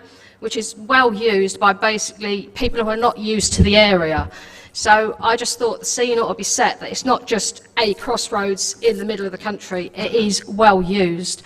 And also, if I remember rightly, again, the local member will know, basically the road is quite sort of dippy, isn't it? It's not just straight from St Ives to Bluntisham, for example. There is some dips. So I do think the traffic lights making people stop would be the best scenario, because Stagger Junction, you've got a lot going on there. People need to just stop. Okay, thank you. I think over to Councillor Sanderson, then Councillor Janet French. Thank you, Chair. And thank you to Steve as a local member and Mrs Lund for their comments. From what you were saying, Steve, it seemed to be you had obviously had a site meeting after this first happened, and lights were then the preferred option. So I'm not sure at what point traffic lights were put to one side, and this idea of a staggered junction then seemed to be highlighted, seemed to be the preferred option here, because it's obviously not the preferred option for the local community. And I think that's vital that we get the village and local members on board, and also our colleagues at the District Council who are putting a lot of funding into this project. All of them appear to have recognised that something needs to happen here. And it did bring it home to me when the coroner, I think it's in the report, coroner said that we as the Highway Authority are, I think the phrase is, an interested party. So as part of the inquest, they clearly recognise themselves that something needs to happen here. So I wonder if we could have some clarity on that. Thank you. I'll go back to David in a second, if that's okay, and then go to Councillor French. Thank you, Mr. Chairman. Yeah, I think looking at the report, it's quite staggering, the fatalities, injuries, etc. I wonder what we're doing as an authority. Are we going for best value, cheapest way out? Or are we going for safety to save lives? And I think saving lives is paramount. We had this in Fenland. We have 3 sets of smart lights on the 141, Goose Tree, where a young lady was sadly killed. We have Gull Road, where numerous, certainly 2 or 3 fatalities and numerous serious injuries. And then we have the traffic lights at Wimbledon. Now, Peace Hill, from Peace Hill roundabout to Mill Hill, that is 60 miles an hour. And it works exceptionally well. People realise it gives enough time when the traffic lights change colour, so there is no sort of slamming on your brakes, etc. The Wimbledon, that is a 50. That works well. And Goose Tree, obviously, Goose Tree has had over the years numerous. Since all these lights have gone in, very, very few accidents or RTCs have occurred. I just wonder, looking and listening, I just wonder if you're going to go down the line of staggered, all you're doing is sticking a plaster on it. You're not solving the problems. So if somebody is going to be 2 or 3 minutes late, so what? If that saves somebody's lives, I would fully support traffic lights. Thank you. Thank you very much. I think it was Councillor Milnes, then Ryan, Councillor Fuller and Councillor Dew. Thank you, Chair. So I just want to ask Dave Allett about the assessment done by Milestone. So if we refer to properly configured mover controlled lights, which Councillor French just referred to as successful interventions, and I've got an example at the top of the bypass in Sawston in my division, which was an accident cluster spot similarly, and since the traffic lights were installed there, which are very well configured to cope with the flow, so most of the time the main road will get the priority and the adjoining roads will get the the opportunity when they approach, and it works remarkably well. So we've got an issue where fundamentally traffic lights are ideal for a situation where we've got a main thoroughfare with adjoining roads into the junction. So I don't really understand why Milestone have come up with this collision reduction benefit, and is that a cost benefit analysis thing, or is it really saying that a staggered junction would be better at reducing collisions? And I see Dave nodding his head, and I still don't quite understand why that's the case. Thank you, and I'll David, I'll come to you in a second. Councillor Fuller, and then Councillor Dew. Thank you, Chairman. I'm quite clear on this in that I think we can talk about things like industry standards and all these different ways of measuring things. But ultimately, in this country, we don't have government by technocrat. And I don't mean any offence to our officers by that, but the sole purpose, well, the main purpose of local democracy and local representation is that we have local knowledge that we can input into things like this. Now, you've heard from Councillor Criswell as the local member. We've got Mrs. Lum, who's made very valid points, very knowledgeable about the subject. If members have checked their inbox, late this morning we've had an email from Somersham Town Council that Dan circulated, also making very similar points. We should listen to those people, Chairman. And I hope you'd also listen to me, because I'm the neighbouring member. My division ends, actually it incorporates most of Somersham Road up to this crossroads, and it stops about 100 yards short. So Councillor Criswell and I have worked closely on this together, and that's why with my other hat on as leader of HDC, I was delighted to champion this through the District Council to take the unusual step of going and getting £500,000 contribution. Because although this features, I think, about number 9 or number 10 on the county's accident hotspot list, this is the number 1 accident hotspot in the entirety of Huntingdonshire. That's why we've worked together to try and do something about this, and why the District Council has stepped forward with this funding. Now, as leader of HDC, I'm not going to say we're going to take that funding away if it's not traffic lights, but clearly that decision was made based on that option that was presented at the time as being the most sensible one. I'm not going to get into how we've managed to go from 1.2 million to 2.8 million, and we're still on a paper project here because, you know, knowing county projects as I do, we're going to end up much higher than that by the time it's finished, I'm sure. But we do need to acknowledge what local people understand about this junction and what local people are saying. And there is a very clear consensus that a staggered junction just will not solve it. I think sticking plaster is the best way of putting it, as a colleague said before. If we spend nearly £2 million on delivering a staggered junction that everyone locally is saying to you will not work, it will not solve this problem, and heaven forbid there's then an accident, you know, that will weigh on the conscience of all of us, I would hope, frankly. And I will conclude by repeating the very relevant point that Mrs. Lum said. We've got to put lives before money here. And I would hope that the committee will consider that, and we shouldn't be looking at benefit cost ratios and looking at the funding and things. We need to find a solution that's going to work, and I appreciate Mr. Allett's of the view and the Milestone report is of the view that a staggered junction is better. It just cannot be. You know, this is a time when I have to disagree with our officers, and we have to be realistic about this. That con in there that Councillor Criswell referred to, that it doesn't affect people moving into the junction, and as Councillor Smith has said, I think it was, moving people into the middle of that junction on a 60-mile-an-hour road with a staggered junction, it's madness. So there are times where we have to accept the expert advice, look at it and say, well, that's all very good and that's probably right on paper, but actually local knowledge here has to trump that. And what you have, Chairman and colleagues, is a very strong local response across the board saying a staggered junction is not the right solution. Please, can we have traffic lights as we were promised, as we agreed previously, and as I'm afraid think we must now get on and deliver. Okay, thank you very much. Valuable inputs. Councillor Dew. Thank you, Chair. Yeah, I'm going to follow on a similar tack there, being a local member, and would refer members to the site and its situation.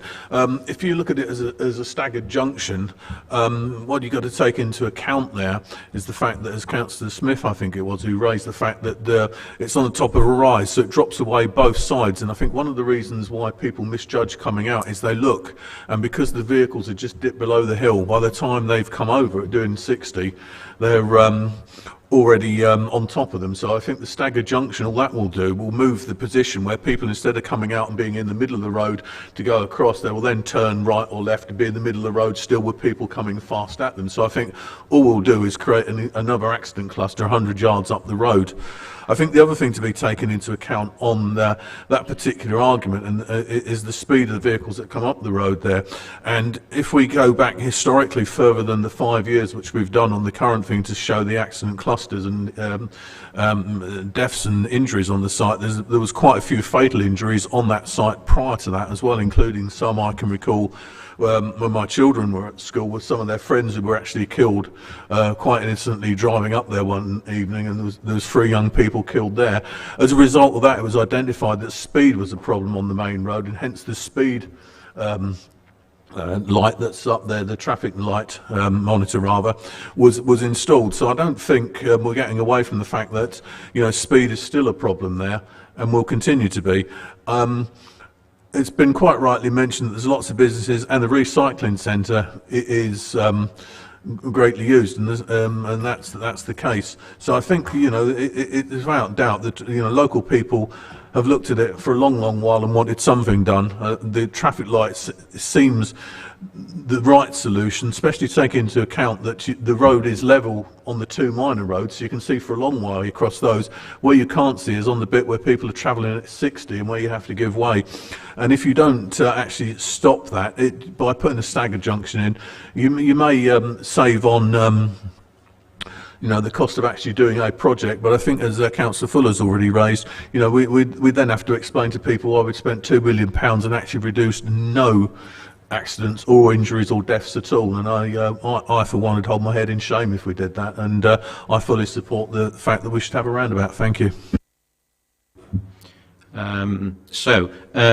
David, I think before I try and sum up... Traffic lights, Chairman, my apologies. Yeah, just leave there. I was going to correct you, and then I thought, I know what you were meaning. David, would you like to come back and make some commentary, and then I'm going to, unless there's other member inputs, I'm going to try and sum up. Yeah, and I would perhaps also, if it's okay, Chair, invite the Vision Zero partnership manager just to cover anything I may have missed, if that's okay. But I'll firstly just cover on. Look, much like any aspects of any project or planning process, I think it's very important that we are evidence-led. What that means is that it acknowledges the fact that any subjective view can then be quantified, understood and examined. And it's very good practice on any project of any kind to continue asking the question of, is this project going to deliver the greatest possible benefit? Now, there's been reference to the term sticking plaster a few times. I really want to express that none of this technical work was informed by any sort of cost-cutting exercise or any sort of sticking plaster. The key question asked is, which solution will deliver the greatest casualty reduction? And to inform that, yes, we did use industry standard practice, much like a planning application would have to be assessed against industry standard tools to convert the abstract and the subjective into something that's qualified and objective. Yes, it was originally identified that traffic signals would be appropriate solution here, in line with standard process as things move along, mindful of the constraints on the corridor, mindful of what we're all trying to achieve. An options assessment was carried out, and that option assessment has pointed us in a different direction. And I have to be guided for that in shaping my recommendation, because like yourselves, I have a conscience on this, and I want to make sure I'm putting forward the correct recommendation. Could I hand over to Matt Staton, who's had historic involvement on this site before my joining, just to make sure that I've picked up on everything and there's nothing else to add? That's fine. Yes, go ahead, Matt. Thanks very much, Chair, and thanks very much, David. Yeah, obviously, a lot of you know that I was in the role of Highway Projects and Road Safety Manager during the first part of this project.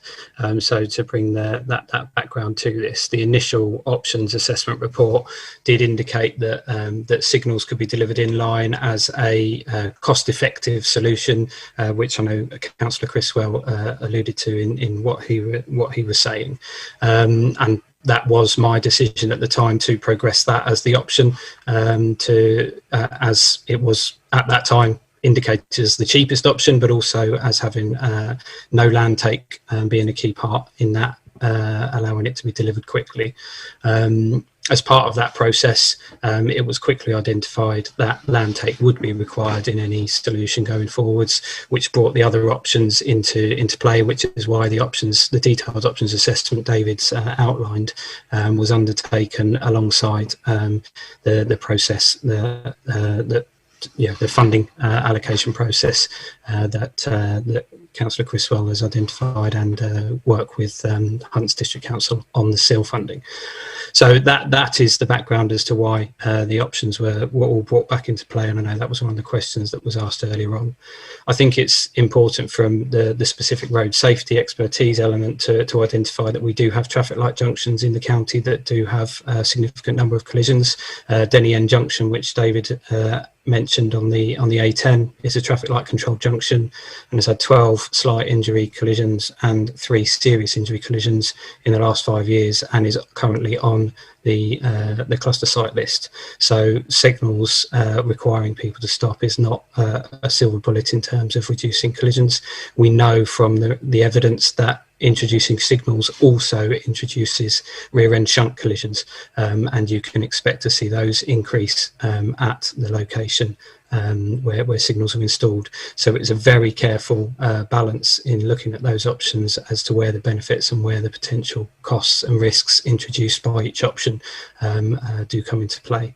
The key thing with the staggered junction approach is that it massively reduces the number of conflict points and massively reduces the complexity of the decision making that a driver needs to make at the location, making it into 2 T junctions, and that has well recognised evidence in reducing the number of collisions, and that evidence does suggest that the collision reduction by doing that is very similar to that of signals, by which the staggered junction actually has a greater casualty reduction saving than the signals, very slightly, and therefore bringing in the other pros and cons into place, and the cost benefit analysis is where the distinction between the 2 schemes comes in.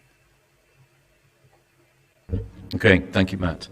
So I'm going to try and do the difficult job of summing up. I mean, first of all, from all the work that I've seen that David and Matt and other officers have done, it never really crossed my desk that cost was really the issue. They've approached it in terms of the effectiveness of the solution, and I do take Councillor Fuller's point that maybe that is a very technical approach without that local knowledge that Mrs. Lum and Councillor Steve have presented to us.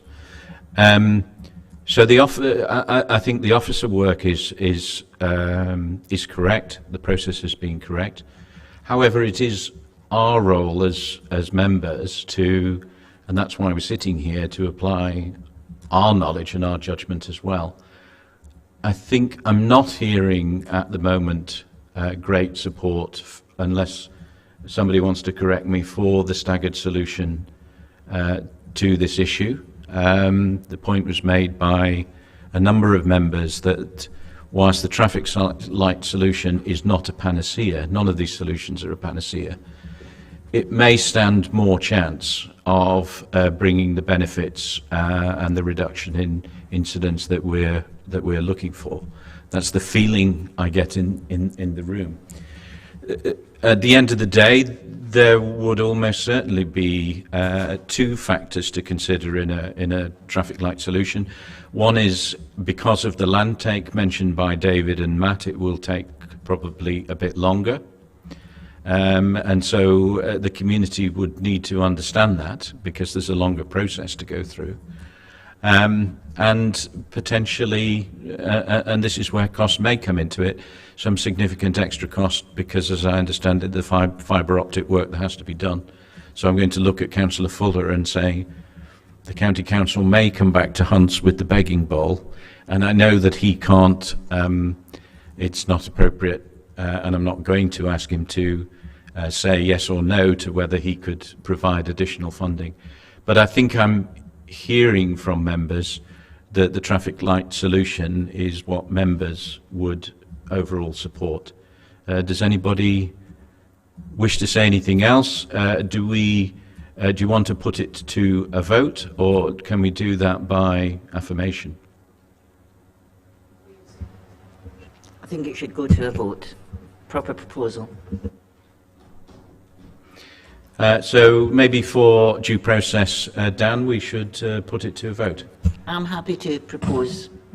Okay, thanks, Councillor French. Will somebody second that? Councillor Smith. Okay.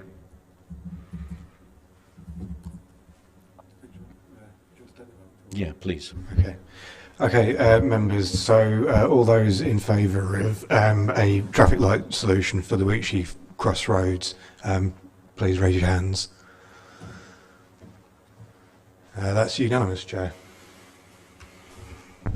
You were just kidding me, weren't you, when you said you wanted to vote instead of do by affirmation? Okay, look, I'd like to thank the officer input. As I said, I meant what I said, which has been excellent.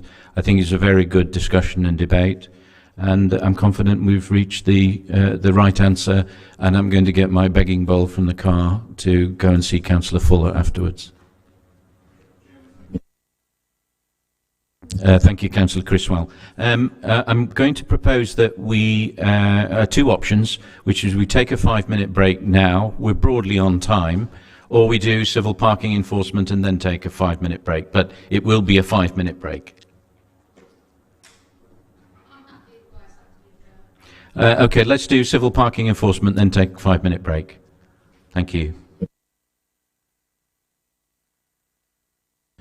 So move to item 7, which is civil parking enforcement, and can I please ask Sonia, Traffic Manager, to present the report, please?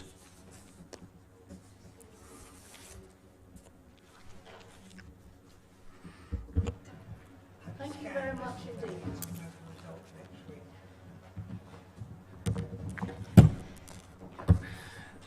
Okay, thank you, Chairman. We currently have civil parking enforcement in Cambridge City. Elsewhere in the county, parking is enforced by the police. This paper sets out the background to civil parking enforcement and the current position with the 3 districts who wish to progress civil parking enforcement applications to the Secretary of State, these being South Cambridgeshire, Fenland and Huntingdonshire. Each arrangement is slightly different, and we'll need to set up agency agreements for each district with the partners to set out the working arrangements and to minimise our risks. The paper explains the background, issues and risks, and the process to implementation of CPE and sets out an indicative timetable. The powers and responsibilities of CPE are set out in a link in paragraph 1.12. Does not include pavement parking, as we're currently awaiting further announcements from DFT, Department for Transport, on how this can be implemented. The risks are set out in 2.14. We're seeking approval to prepare applications to DFT with the partners and delegate the approval of the agency agreements. Thank you. Thank you, Sonia. Okay, so before we move to the debate, are specific questions for Sonia at the moment with regard to this?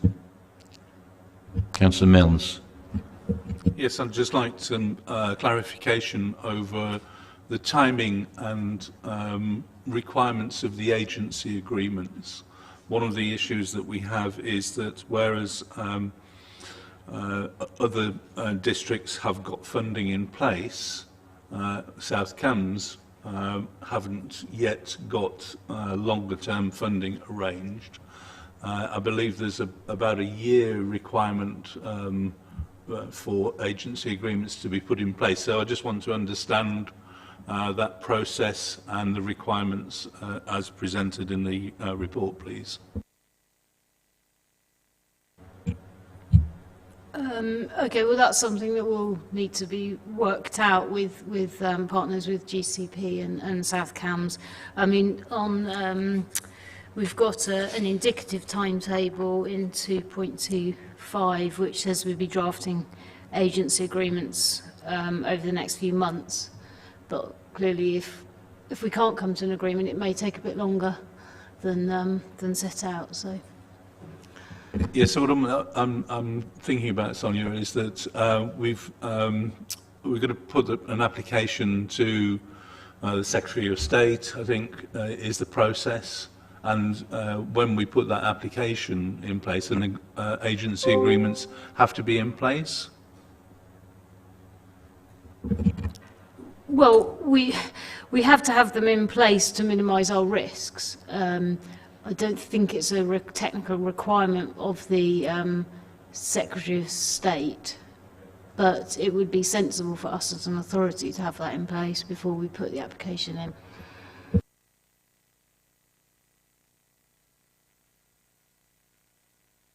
So I think it's Councillor King, then Councillor French, then Councillor Fuller. Thank you, Chair. First of all, I just wanted to say, from a Fendon point of view, we owe a huge debt of thanks to Councillor French, who has been an unstinting supporter of CPE in Fenland. And obviously this is going to require some financial commitment from Fenland. My question for you, Sonia, is about the villages, because one of the common aspects of inconsiderate and illegal parking is in front of schools. So will the enforcement also apply to villages as well as the towns? Yes. So a slightly fuller answer would be we would be looking to cover the whole district, and obviously there would need to be some order in place that the officers could enforce, but yes, it would cover villages. However, I think it's fair to say that there's not going to be limitless supply of enforcement officers to cover every village all of the time, and it would be some sort of targeting, and if there are particular issues, then schedules could be set to target those issues. So I was anticipating that answer, Chair, and I'm glad it was the one I was anticipating. Thank you. Well done. Councillor French and Fuller, I think I missed Councillor Murphy. Go ahead, Councillor French. Thank you, Mr. Chairman. Yes, this is obviously music to my ears. I've been working on this since 2019. We did have to stop in 2020 because we discovered it was going to be very expensive and we had no money. We were very fortunate the Combined Authority at the time was Mayor Palmer. He had given all the towns £1 million for the projects. I went cap in hand to the 4 towns and they very kindly gave me £100,000 out of the £1 million, which was absolutely wonderful. It is going to be expensive. There's a lot of work got to be done. Every sign, every line has got to be checked, and it will cost a considerable amount of money. But as I say, we have been working on this. We have the consultant that we have been working with off and on since 2019, and he's done a load of work. Having spoken to the police over the last 4 years, not just 2 years, we understand that the police do not have the resources, they don't have the time, and especially with the pandemic, it's impossible for to do any work.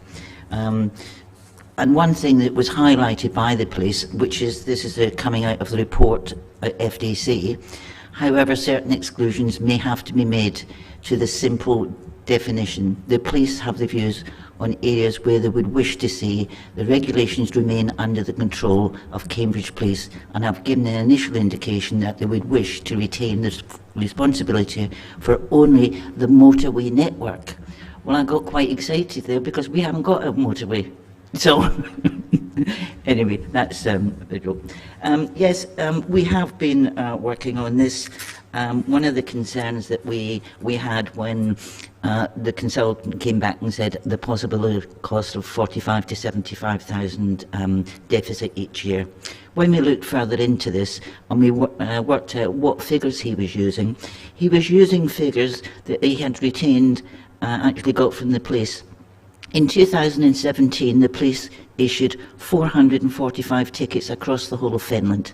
Now, Fenland's quite a big place. It's got 4 towns. Last year, we did ask the police, could they do a purge? They did a couple of days and then went back and did another couple of days. Well, the first day was 42 tickets given. The next day was 35, and the similar, and that was only Wisbech, not the other towns. It is in the report. March does have a enforcement, but we only have it on one car park, and that is March Marketplace. And the reason we have that is to allow traffic flow and shoppers, because we were getting shop workers, etc., parking there all day. Yeah, we only had 74, but that's only done on ad hoc. We know that we will fund any deficit. I don't believe there will be much of a deficit. I think the first probably 6 to 12 months, we will send out a lot of tickets. But I think after that calms down, people will realise that we are serious about the irresponsible parking. Pavement parking obviously is one thing that I'm very concerned about, and I would love to know as and when the authority does get information on that. I believe it's only London that can actually serve notices on pavement parking. Certainly in March alone, it's horrendous. So we would welcome that. So I would fully support that. My only concern, we can only submit an application twice a year, October and April, and I cannot understand why you're proposing to submit this application over a year ago, October 22. Why can it not be submitted in April? So, but I fully support this. Okay, thanks. I'll come back to Sonia on that question in a second. Councillor Fuller. Thank you, Chair. I initiated this at HDC, so it will come as no surprise that I'm quite supportive of this, and I'm really pleased it's here today for us to progress at a county level. My questions for Sonia, if I may, actually relate to paragraphs 2.4 and 2.5, and primarily the references to South Cambs. So I absolutely understand the process that HDC and Fenland have followed and are following in this. It's slightly different, it seems, in South Cambs because the GCP has stepped forward and is going to provide some funding for that. But could we just have clarity on the reference in 2.4, please, Sonia? Can you hear me okay? Sorry, I'm sort of speaking in the side of the microphone. The reference in 2.4 to the time-limited element of that funding from GCP, and there's a reference then to CCC introducing on-street parking charges in South Cambs to reduce any revenue shortfall. I mean, my understanding would be, as the County Council currently does in other areas, such as Huntingdonshire, where it has on-street parking, that revenue remains with the County Council. So that sort of indicates to me that the county might in the future be subsidising CPE in South Cambs. So I'd just like to understand that distinction, because that's not being proposed to happen in Fenland or Huntingdonshire. And then it's a similar point in 2.5, where HDC and FDC are going to be commissioning their own survey work, as agreed with the County Council. But for some reason in South Cambs, it says CCC will need to initiate this review in consultation with South Cambs and the GCP. So again, could we just have clarity that we're operating on an even keel here, that all 3 districts are approaching this in the same way? Because my view on this would be, it's wonderful the GCP are going to fund this in South Cambs, but that's really an arrangement between the GCP and South Cambs. I don't see why the GCP would be involved in the County Council's work here. No more so than if I go out and find someone very generous to fund the work in Huntingdonshire, that would be between me at HDC and them, rather than involving the county council. So, Sonia, perhaps you pick up those points from Councillor Fuller and Councillor French. And Chair, if I could contribute.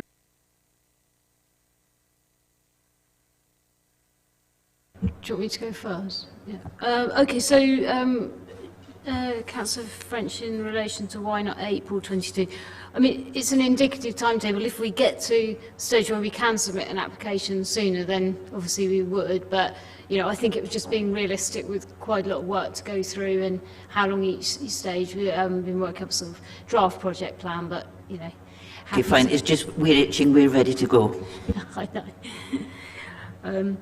Regarding the differences between the district, as I said in my introduction, each area is slightly different and funding's coming from different areas, and South Cambs district haven't agreed to put money in, which Huntingdonshire have, and so GCP are stepping in.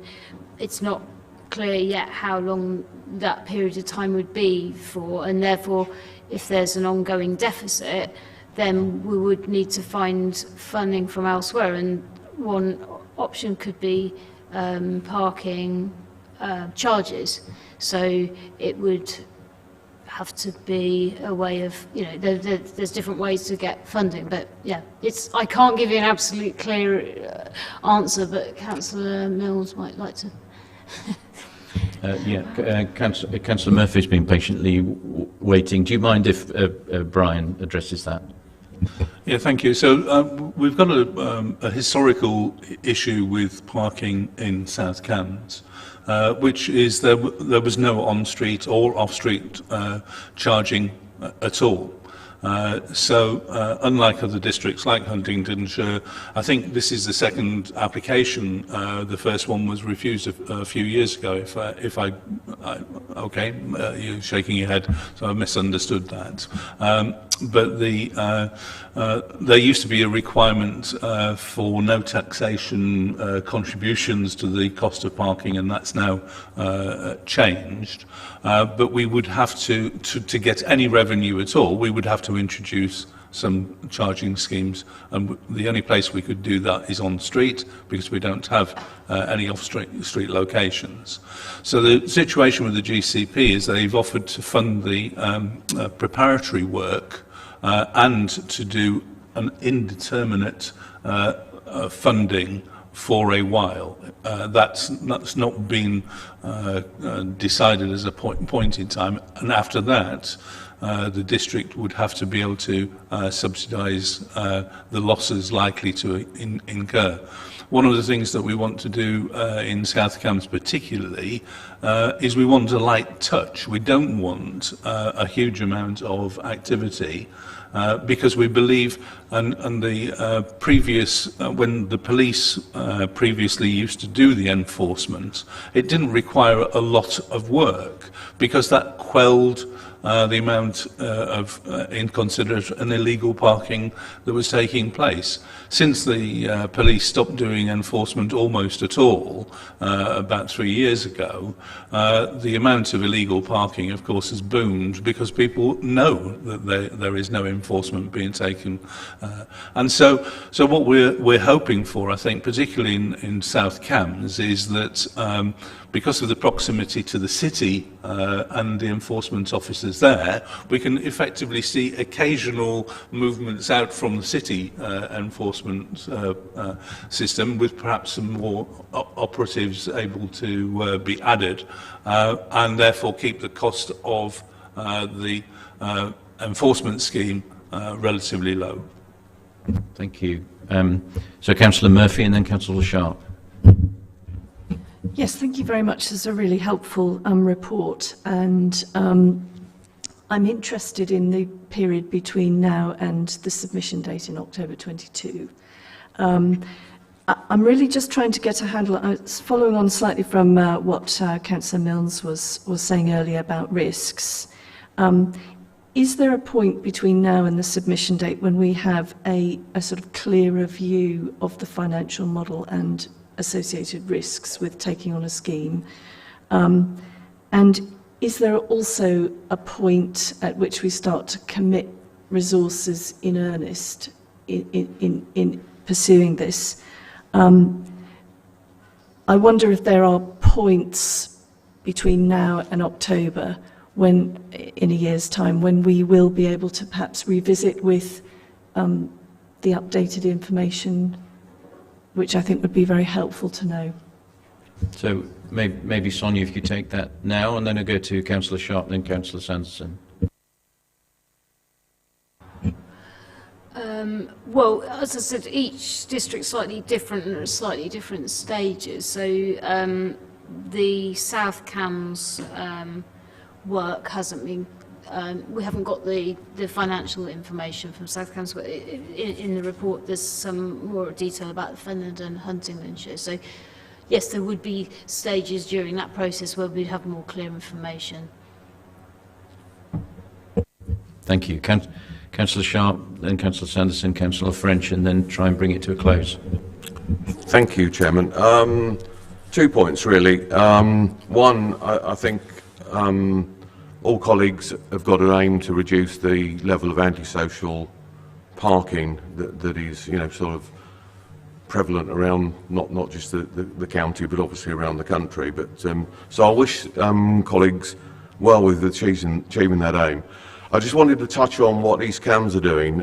We're working on a scheme which is basically a community-based enforcement and speeding, antisocial and illegal parking enforcement under Section 38 of the Police and Crime Act 2017. And that's going to one of our committees, the latest update's going to one of our committees next Monday, and we're then looking at reviewing it in a year's time.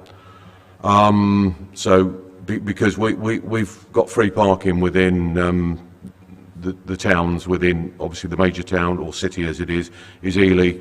There is free parking in Ely because we want to encourage residents and visitors into the city and to use the shop, to use the facilities. That's our sort of raison d'etre. So that was our concern, was that we didn't want to have to accept car parking charge. So that's really where East Cams are at. The only other comment I've got, and Councillor Fuller touched on it, so I won't, is I have got concerns about, and I've not really got the answer from the officer that I would can understand, is in terms of South Cams and how this funding with the County Council and the GCP is going to happen, because I thought each of the districts had to stand on their own 2 feet rather than it being a subsidy from other areas. But obviously it's something we can take offline. Thank you, Chairman. Thank you. Councillor Sanderson, then Councillor French. Thank you, Chair. I warmly welcome this. I've been banging on about this for many years at HDC, so Councillor Fuller will be relieved that he won't have to hear me moaning anymore about it. I think, very good. A couple of points of clarification, though, if I just ask Sonia. Firstly, if obviously all the TROs will have to be checked, signage, lining, etc., to make sure they're legal, but if a TRO is found not to have legal status, would it be the responsibility of the county to put that right, and the districts would then have to pay them to do it? And my second question is, I understand the revenue, if there is any surplus from the fines, central government takes some of that back. Is that correct, or have I got that point wrong? Okay, so regarding the TROs, yes, with the Higher Rail Authority, and so it would be our responsibility to process new traffic regulation orders if required. Regarding the surplus, no, under the current arrangements with the police, the fines. Sorry, regarding the fines, no, the surplus would come back to the authority. But that would be set out in the agency agreement how the any surplus was dealt with. But the cost of putting the TRO right, would that be in the agency agreement as well, the cost for that? Well, that's prior to the application to the Secretary of State, so that is all part of the work to prepare the authority for the CPE application to put right any signs, lines, orders that are incorrect. So that's part of the capital setup costs. Okay, thank you. Councillor French, and then I'm going to try and bring it to a close. Thank you, Mr Chairman. Yeah, I would like to make it crystal clear there will be no cost whatsoever to County Council. In Fenland, we are picking up the full bill. Also, Fenland's policy, we will not introduce paid parking unless we're forced to by the government. That is our policy, and one of the reasons is Fenland is one of the most deprived areas in the country, and we're not going to put car parking charges on people who are already struggling. Thank you very much.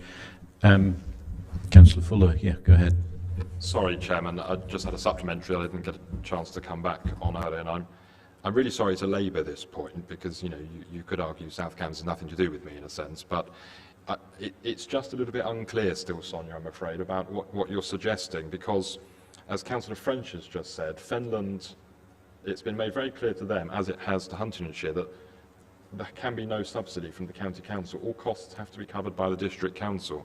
And yet there's still this reference, and then listening to Councillor Milnes as well, about potentially in South Cambs, the County Council might introduce on-street parking charges to help subsidise CPE. That, to me, is a direct County Council subsidy for South Cambs District Council CPE aspiration. So either we need to dismiss that now to ensure it's equitable, or we need to give all the on-street parking revenue currently collected by the County Council in Huntingdonshire and Fenland to those district councils as well. Now, again, as leader of HTC, I'd be delighted if it was the latter, because I think it's quite a substantial sum of money. But can we just have clarity? Because we can't seriously be operating a system where two districts have been told one thing and another district is being given slightly preferential treatment for some reason. And could we also have clarity on the comment you made, Sonia, around not all districts are in the same place? Because my understanding is Fenland and Hunts are currently in the same place. As Councillor French said, we're itching to go with this. So if it's a case of South Cambs not being ready, and that's going to delay Hunts and Fenland putting this application in April, then I think we need to seriously consider that, because we can't really justify losing another year to let South Cambs catch up with two districts that have been getting on with this and are ready to go. Sonia, please go ahead.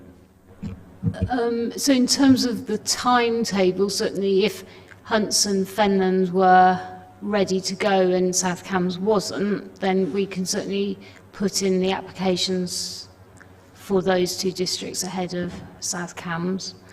In terms of on-street revenue from Huntingdon, well, the current arrangement is that any surplus does come back to the County Council. And if we brought in parking on street charges in South Cambs in due course, then that would be the same situation, that the surplus revenue would come back to the authority. Sorry, Chairman, that's not an answer to the question, because there's an explicit reference in the report to on-street parking being introduced in South Cambs to help fund CPE. That's not what's going to happen in the other districts. So I'd like to, Sonia, propose under the recommendations the words to the effect of there is clarification of the funding agreement with the Greater Cambridge Partnership for South Cambs, and that comes back to the committee, which would probably be the November reserved date, if that's okay, because it has to be clarified anyway. Sorry, Councillor Murphy, go ahead. I was going to suggest something similar, because I also didn't have, there wasn't information available for my questions either. There's a great desire to do this, but there are some material bits of information that would be very helpful for this committee, and I wonder if we could, without necessarily slowing down any progress, if we could just have an update at a future committee, please. Yeah, and at the end of the meeting, I was going to ask members if you are happy with taking the November reserve date rather than waiting till December, and then this would come back to that committee, and we would have clarification of the South Cambs GCP model. which we would debate and vote and approve or not approve. Councillor King. Thank you, Mr. Chairman. Could we not have an October date instead? I'll get back to you on that. Wait a minute, Dan.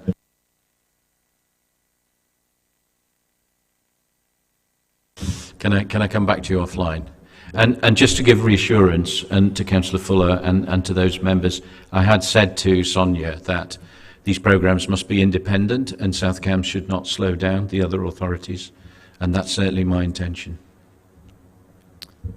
Okay, so with those additional guidelines and suggestions, can I ask members if we approve the recommendations, which is to A and B in your report, with the rider that under B, that there will be clarification of the funding agreement and brought back to the November committee for South Cambs.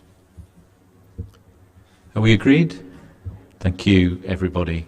I don't know about you, I would really value a 5-minute break, but I'm going to put a little bit of pressure on you when you come back to finish by 1 o'clock.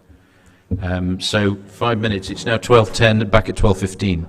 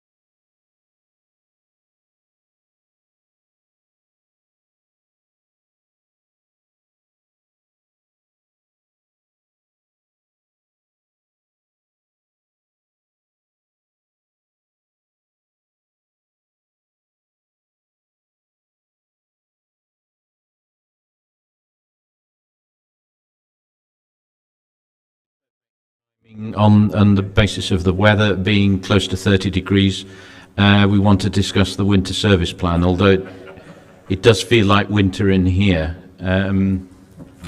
still. If anybody is too cold, I think we can turn off the air conditioning.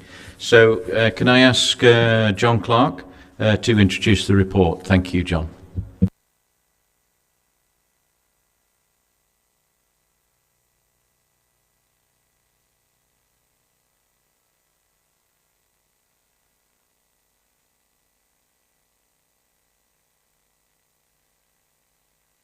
Yeah. Good afternoon, Chair and members. Yes, it is a tradition on the hottest day of the year we talk about winter. The plan in front of you sets out how the authority is going to meet its statutory obligations by carrying out its winter service. The plan is brought to you on an annual basis, but one of the proposals set in front of you is that the plan should be for 4 years, with any changes in that 4-year period put in front of the Executive Director and the Chair and Vice Chair of this committee. The plan, as I say, looks at how we carry out the winter operations throughout the year. It looks at the training and qualifications of the decision makers, the people who decide when we go gritting, the training and qualifications of the drivers of the vehicles, and also the routes that we're going to cover. And Cambridgeshire currently grits approximately 44% of its highway network. One of the other changes to the paper in front of you to previous years is how we split the county up into domains which decide which areas we're going to go gritting in. Currently it's in 3 domains, and those are Hunts, South and City, and then finally Fenland and East. And the proposal in front of you is to split it into 5 domains, which will be Hunts as 1, South Cambs as 1, City a 3rd, Fenland, and then East. So 5 separate domains. And the advantage of that is that the accuracy of the forecasts we give mean that we don't need to go gritting in larger areas and therefore wasting resources. So we can pinpoint the gritting in the areas where it's needed based on our policy. Also in front of you, an important part of this document is the procurement process we're undertaken to procure a new winter gritting fleet. The current fleet that's returned in May 2022, and as part of the process of procurement, which is the timetable set out in this document, we need the political sign-off just of your approval that we're carrying out all due diligence in that respect. I think finally, there's and very importantly, the document mentions the winter volunteers, which I know are dear to some of your hearts. Every year we write to the parishes a number of times, and we encourage them to put forward any volunteers. As well as the parishes, we write to the district councils as well. Part of the work we do there is to try and dispel some of the myths. So if you volunteer, you don't have to go gritting every time that we go gritting. It's only when you're able to. We provide materials, plant, and also training, and then support to the volunteers throughout the year. Last year, I think we had 19 parishes with 58 volunteers, and that's some work where we're looking to promote that and increase those figures going forward.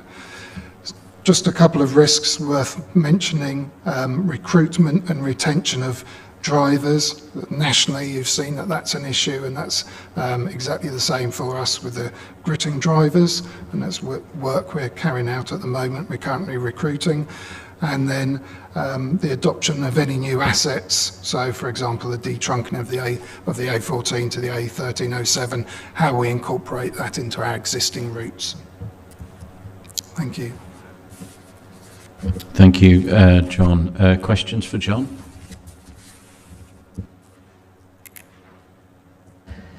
Go ahead, Councillor King. Thank you, Chair. This is really less of a question than a comment. Very pleased to hear the mention of volunteers and that we wanted to do more to recruit them.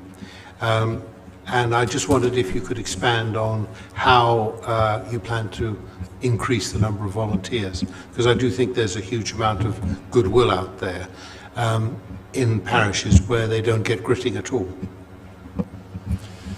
Yeah, it's something that we've already started some work with our communications team colleagues who are in the room, as well as writing. I think we're going to try and do a bit more, something a bit more suitable for various media. I mean, it is a challenge to recruit volunteers, but I think we just need to look at different ways of, compared to our traditional ways of doing that. So that might be, and I know we've spoken in the past about farmers, for example, people in the rural communities where they can use their equipment to assist. So, I mean, as part of the, writing to the parishes, which we'll continue to do, we're going to provide some posters, that sort of material as well. May I suggest that county councillors who represent rural areas could be a good asset to you, because most of us attend our parish council meetings on a very regular basis, and obviously we can help promote the message. So if there are any materials that you could email to us, that we can then distribute, that would be really helpful. Thanks. Thank you. I think I missed Councillor Coots. Go ahead. Yes, I was interested that you're moving from a 1-year to a rolling 4-year plan, which seems very sensible to me, but 4 years seems to be a long time between this committee's opportunity to scrutinise matters, and I wondered if we could ask the Chair, Vice Chair, as under the Section B, to consider bringing back a brief report to us in 12 months' time on how the plan has gone. John, would you like to comment on that? Yes, I mean, we're happy to do that. I think the idea of making it 4 years was that generally there weren't very large changes in the plan. There may be some minor route changes which can be agreed at a local level, albeit this year in front of you is the procurement, which will be, if that goes through, that's going to be with us for 7 years or so. The domain change, those are very, very large changes, and the resources we have, we're not looking to do lots of changes every year. So, yes, happy to bring back, information or a report, but it was really trying to, the last few years, there hasn't been many big scale changes in this report. Okay, thank you. Councillor Sharp. Thank you, Chairman. I'm conscious you want to finish by 1, so I'll be very brief, because Councillor King said most of what I wanted to say. I represent 11 parish councils, so I'm very keen. I've got one tonight, and I will definitely mention this about the volunteers. So I'd welcome sort of details at how we can, get you more volunteers around the county, certainly in my patch. So, thank you. Great, thank you. Any other comments or inputs? I think what I heard from Councillor Coots, which John agreed to, is under B, delegating significant changes to the plan to the Executive Director, the Chair and Vice Chair, and an annual update. I presume broadly at this time of the year, John, if that's okay with you. Yep, that's fine with me. So, members, on that basis, we go forward with A to C, the recommendations that are here, with that small annual update from the Chair and Vice Chair. Thank you very much.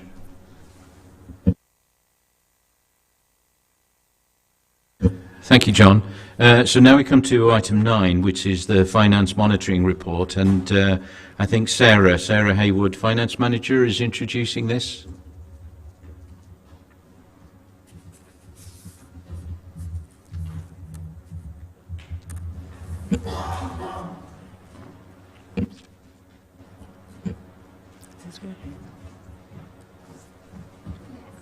It's on. Hello. Hi. Right, thank you, Chair.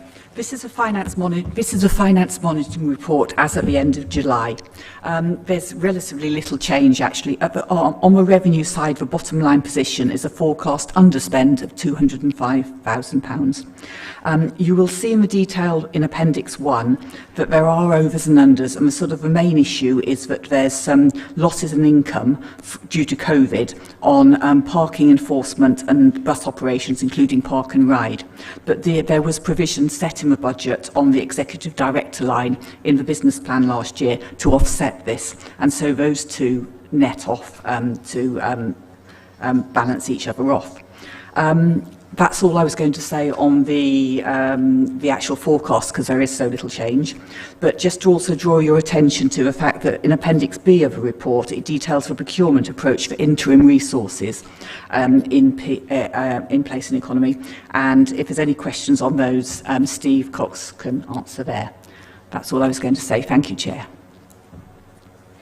Thank you very much. Any questions to Sarah before we go to Steve? Councillor Milnes. I'm sorry, I don't know whether it's appropriate now or later. I've just got a question about the cost of interims versus permanent staff, and where the balance lies, because it seems to me that we're spending an awful lot of additional money by hiring temporary staff rather than having people permanently on the payroll. So that's my question.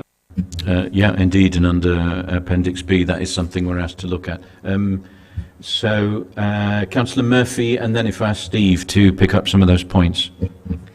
Thank you. Am I right in assuming that you're planning to adopt, I don't know who, but the question's to, you're planning to adopt a kind of insourcing model where you effectively have people on the payroll earning normal salaries but are assigned to projects, or is that something that you're aspiring to do?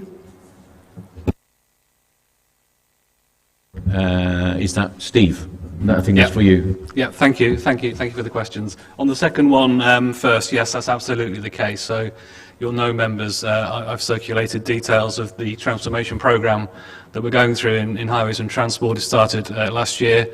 It's still running through a combination of improvements to our systems and processes, the control environment, a training programme for staff, but also changes in senior management. And what that's done is created a churn that's meant that we need to keep going, obviously, with projects and delivery. So I have taken in quite a number of interims in order to make sure that delivery continues over the period of that transformation. But the intention, absolutely now, starting with the recruitment that you'll be aware of to the director position, Sue Proctor, who will arrive in November, and also to 2 assistant director positions, who will also, David Allett, as you know, has started, and a gentleman called John Munslow will start in November. Will then, alongside the recruitment into the highways project delivery team that Alex Deans is leading, will absolutely start now to bring in permanent members of staff into roles that are currently covered by interims. So it is actually part of the churn of transformation that you do need to bring in the flexibility that comes with interim staff. And in terms of the costs, I think it's 1.1 million I've indicated in the paper. The majority of that would have been met by staff costs anyway, but there is an increment above that that we pay for interims, given the flexibility that the interims bring, and expertise in some cases. And if I could just add, on the consents team, which is also included in Appendix B, we've spoken before about the A428, East West Rail, the MVV proposal at Wisbech, and many Transport and Works Act order schemes coming forward around Cambridge in particular. We need to have that expertise in the organisation to make sure we get the very best out of proposals, if they're proposals that we're not objecting to, of course, so that we get the best deal for the county. So the flexibility and expertise of interims is an important part of the overall mix of the staff resource that we have, but the direction of travel is absolutely to move from interims to permanent, and that process has already started at the senior management level. Thank you. Councillor King, go ahead. Thank you, Chair. Yes, thank you very much indeed for that. I was just wondering, I was under the impression that our underspend was rather larger than £250,000. You're quite confident that that is the correct figure, are you? Okay. Right. Okay, that's good. Well, no, it's not good because it would have been nice to have had it bigger. And this is really a question for, or a comment for Steve Cox, which I've burdened you with previously. It's in my area, it's a red, and it's listed as Sutton Road, Leverington Common. Could we remove the Sutton Road because it doesn't affect Sutton Road at all? This is wholly Leverington Common. And the reason I'm keen to get that corrected is because the Parish Council is considering putting in an LHI bid for Sutton Road. So I don't want any confusion that any bid has previously been submitted for Sutton Road, because it hasn't. So this is just Leverington Common.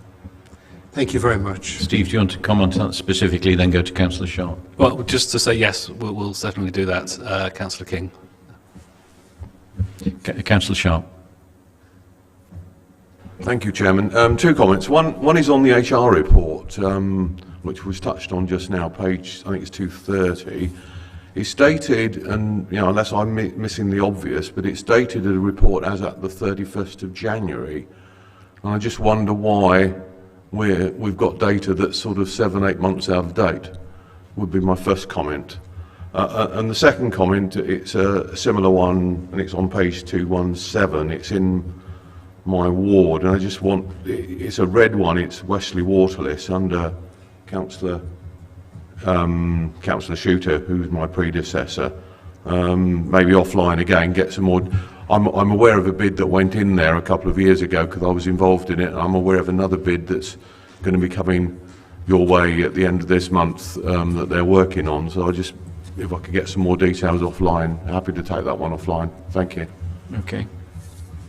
Shall I just mention the HR data? Unfortunately, when LGSS, ceased to exist, the responsibility for running the HR reports was then passed to the business intelligence team, and they have been struggling to run the same reports, and they apparently the reports are now available, but because there's been some deterioration in the quality of the information during that period, we now need to just make sure that the establishment is completely up to date so they are accurate. So they should be available for the next committee. Just to come briefly back then, so going onward, then we're going to get reports that are more up to date, yeah. That's the intention. Great. Thank you. All right, thank you. So, members, if there are no more questions on the Finance Monitoring Report, thank you very much. Sarah, we will adopt the recommendations and endorse the procurement approach. Thank you very much. Okay, members, if we can move on to item 10, which is the Royston to Granta Park Strategic Growth and Transport, and I believe that is Jeremy who will take us through this. Jeremy. Thank you, Chair. Yes, this report sets out the results of the first stage of the Royston to Granta Park Strategic Growth and Transport Study, which the County Council commissioned with funding from the Combined Authority, which was agreed in March 2019 by the CA Board. The study is basically looking at growth and transport issues in the, well, we try not to call it the A505 corridor, but basically the area between Royston and Granta Park, between the A10 and the A11, effectively, and in particular the area to the southeast of Cambridge, where there is a significant number of science parks and the like that are vital to the high-tech economy of the Greater Cambridge area. And obviously, you'll be more than aware, many of those are planning further growth beyond their current sizes. So the study undertook a transport audit report, a modelling report, an options assessment report, and a preliminary strategic outline business case. And this report sets out the broad conclusions of that work. Option sifting was carried out, and the fundamental recommendation was that a number of the interventions looked at in the study on the transport network be taken forward for the next stage of assessment. These include looking at pedestrian and cycle connectivity, and obviously mindful of points made earlier on active travel, obviously equestrian and mobility impaired access as well, to put that one to bed before we get to questions, hopefully. Public transport options in terms of, both in terms of service levels on the existing road network and potential for, expansions of work undertaken by the Greater Cambridge Partnership on the CSET scheme. Looking at the road network, local pinch point enhancements have been considered, and safety improvements on the route, which is a very busy route, but actually, compared to some other roads that are equally busy, has stretches that are relatively poor design standard compared to the modern standards that you would usually put in road, for routes of that nature. And it also considered whether major improvements to the road network, either on the A505 itself or in terms of bypass alignments, would be justified. Now, the recommendations in front of you, are hopefully self-explanatory. I would draw attention to recommendation E, which relates to improvements at the A11, M11 junction, and particularly the option of bringing in additional slips. The technical work undertaken didn't identify a particular. Well, it didn't indicate a strong case for consideration of funding of that option for a range of reasons. In particular, that it wouldn't be a significant saving in journey time, and it would be very high cost. Also, that Highways England were not at all keen with the idea of putting in additional slip roads at that junction. However, there is a significant groundswell of local opinion and local member opinion that that option should not be ruled out at this point. So an option that is available to committee is to consider those improvements on the same basis as we recommend under paragraphs 213 and 214 in relation to improvements on, or major improvements on the A505 corridor itself, which is basically the government have indicated to the combined authority that we should not look at major improvements to roads such as this, and indeed directly in the context of the A10, until we've demonstrated that more limited local improvements will not provide the benefits you're looking at. So an alternative recommendation to recommendation E would be to consider, again, options for the A11, M11 junction in that context, should work demonstrate that more local improvements on the A505 itself would not actually provide the benefits that are being looked for. So I'll leave it at that and happy to take any questions. Thank you, Chair. Councillor Mills. Thank you, Chair. And thank you, Jeremy, for preempting one of my questions, which was the removal of the option to consider the Junction 9 Always, because as you rightly say, the local members and the steering group made it very clear that they wanted that maintained as an option, because this the 505, particularly as it at the junction with the M11 at Duxford, is very busy, and it's very notable that the congestion at that junction has returned already, where elsewhere since the pandemic some of the congestion points are not returned to what they were pre-pandemic. I think the volume of traffic is something like 28,000 vehicles a day, and any of you that travel in that area will know how awkward the traffic is. We also, and you haven't made mention of it in your verbal report, but we also had a project which was to look at improvements to the Whittlesford Parkway, commissioned, I think, again by the Combined Authority, and the county subbed it out to a consultancy.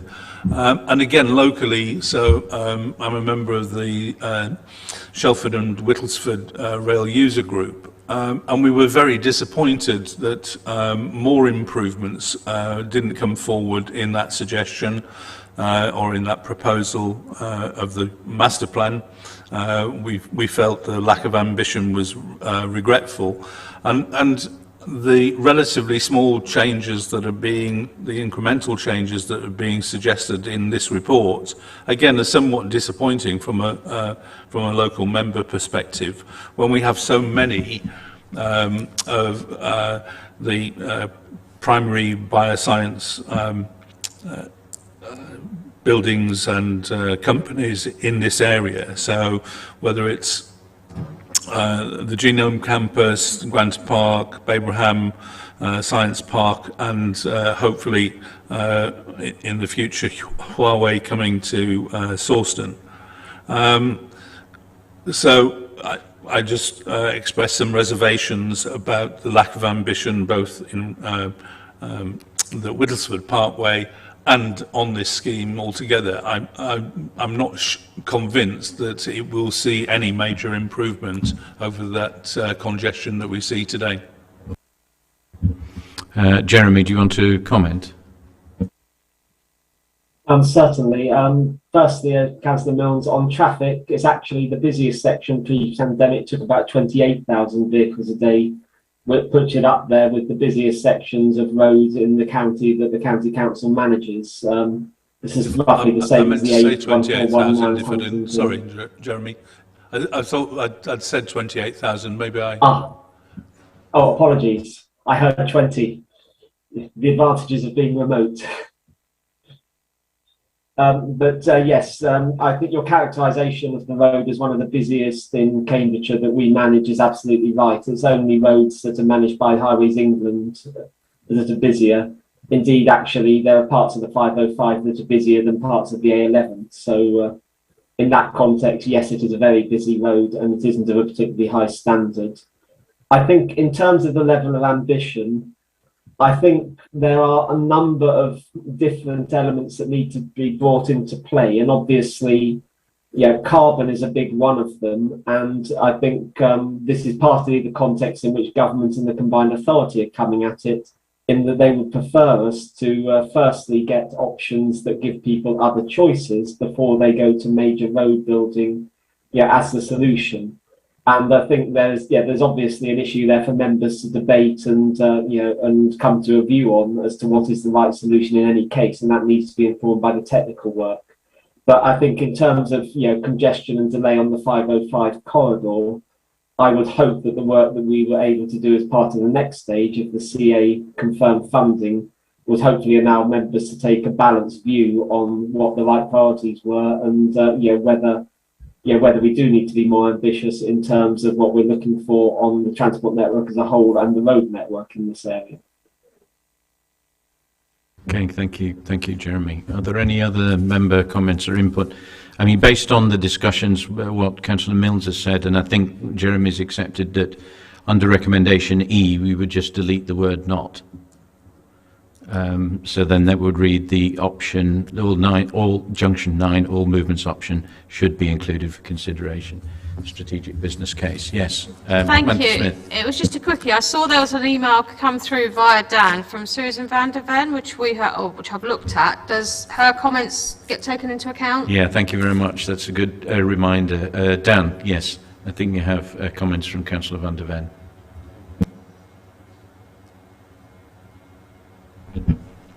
Yes, thank you. So comments from Councillor van der Ven. I very much welcome the A505 study. The A505 serves to profoundly sever communities all along it. Practical active travel over and along it is not safe and unsurprisingly rarely seen. Vehicle access at its junctions is daunting and risky. The A505 NMU bridge. I fully endorse steps to progress the A505 NMU bridge at the A10. A key short distance active travel link that will enable safe cycling and walking for travel, for work, school and the local economy. Strong local support is evident in the multiple financial pledges from local businesses at Melbourne Science Park, Royston Industrial Site, Royston Town Council and North Herts District Council, and fundraising efforts of local residents in the South Cambs villages in Royston. This bridge will fundamentally improve active travel connectivity in the area. Bassingbourn A505 A1198 active travel pinch point.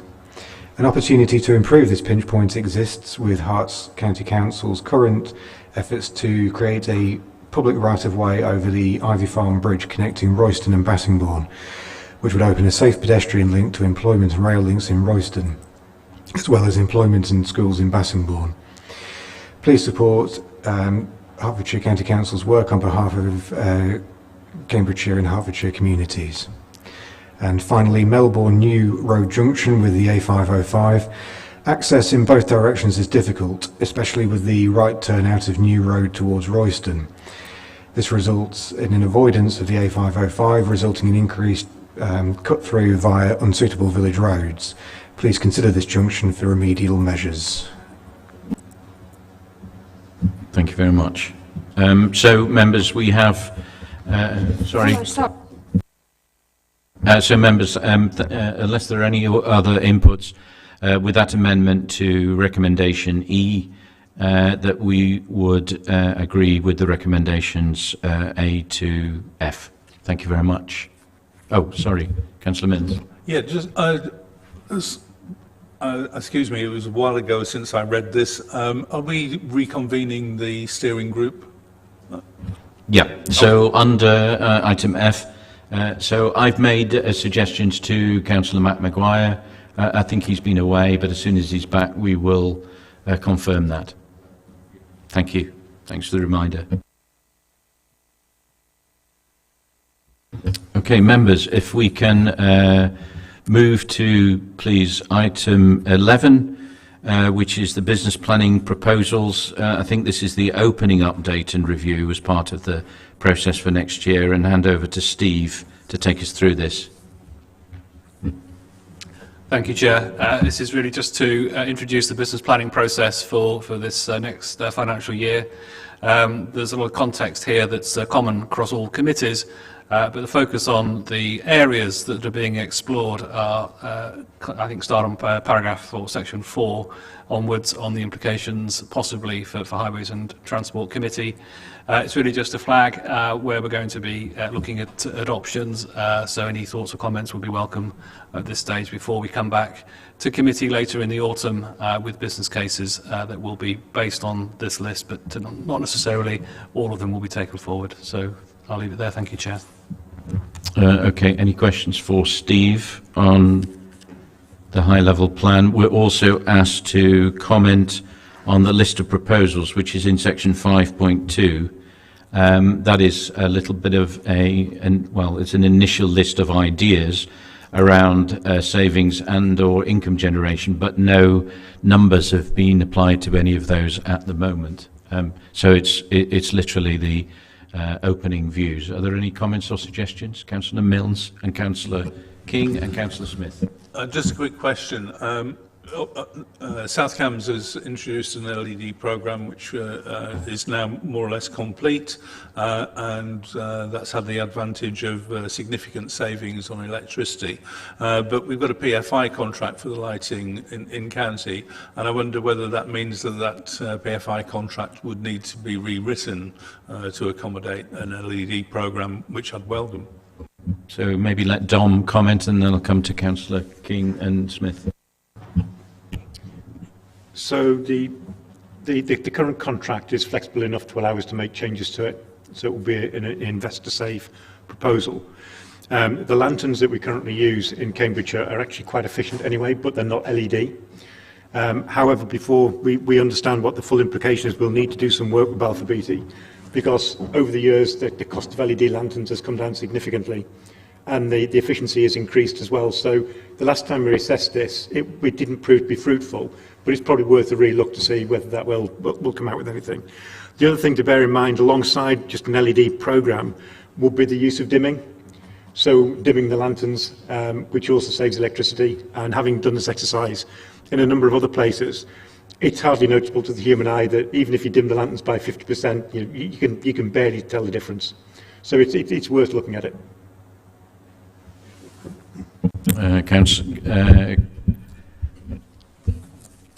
I think it was Councillor Smith first. Thank you. Mine's just briefly on the list of potential savings. Highways, drainage maintenance strategy and operations. I don't think we should be cutting money to drainage. I can't get a drain cleaned out now. And I don't think I'm the only one either. 8 months in one case. So I think he would struggle to cut money in the drainage, and I don't know what other people think, but...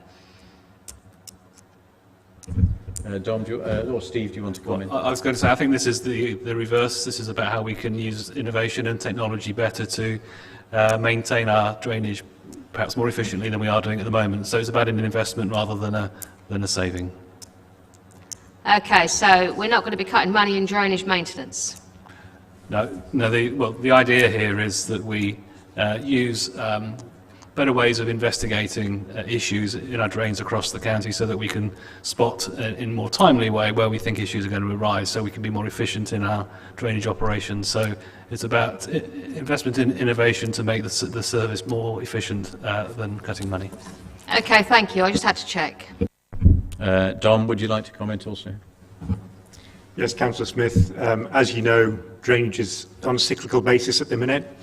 Not all drains get reviewed because sometimes there's a parked car over the top of it when you try to actually inspect it. So this will be the use of technology such as telemetry, which will be put into drains that we know are a problem time and time again. What that telemetry does is tell us when the drains are starting to fill. It allows us to then send the maintenance crews out in a more timely manner to review them and to deal with them. So it's not about making funding cuts to it. It's about being a lot more clever and more sophisticated in the way that we clear the drains. So we'll start to move away from that cyclical model to a new high-tech model. Great, thank you. Councillor King. Thank you, Chair. Yes, I just really wanted to congratulate Steve and Tom for this list of possible economies. I think it's very sensible, and I look forward to seeing the more detailed iteration of it. Thank you. Thank you very much. So members, any other comments or suggestions? It's to note the overview and the context that Steve talked about. Councillor Beckett, go ahead. I just wanted to come back to street lighting again previously. It's been a little bit of a problem in my area. Some streets where they've lost 40% of the street lights in the process of moving to LEDs, and that's led to issues of antisocial behaviour, etc., etc. So can I just make sure that when we do look at cutting money off street lighting and moving to LEDs, obviously sometimes we cut the number of poles due to the fact that they're more powerful, but we actually look at sight lines as well, and that we don't reduce any of the effect of street lighting for our residents? Yeah, sure. That's the saving isn't about the reduction of columns, it's about the reduction of electricity payments. That's where the real saving comes in. But it's a very important point.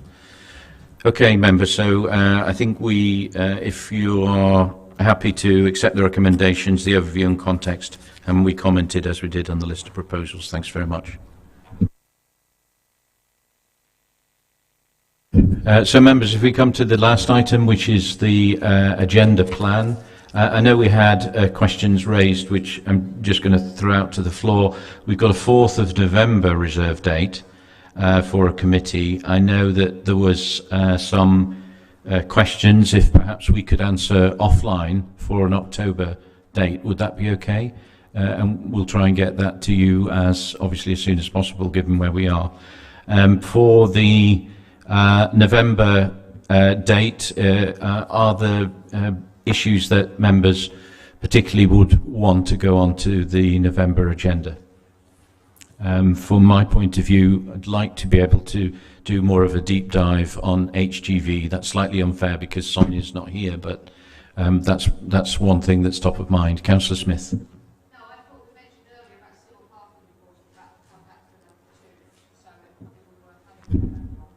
Yeah, so that would either come back in the October one, if possible, or at very latest in November. Councillor King, go ahead. Thank you, Chair. Yes, thank you very much for that HGV one.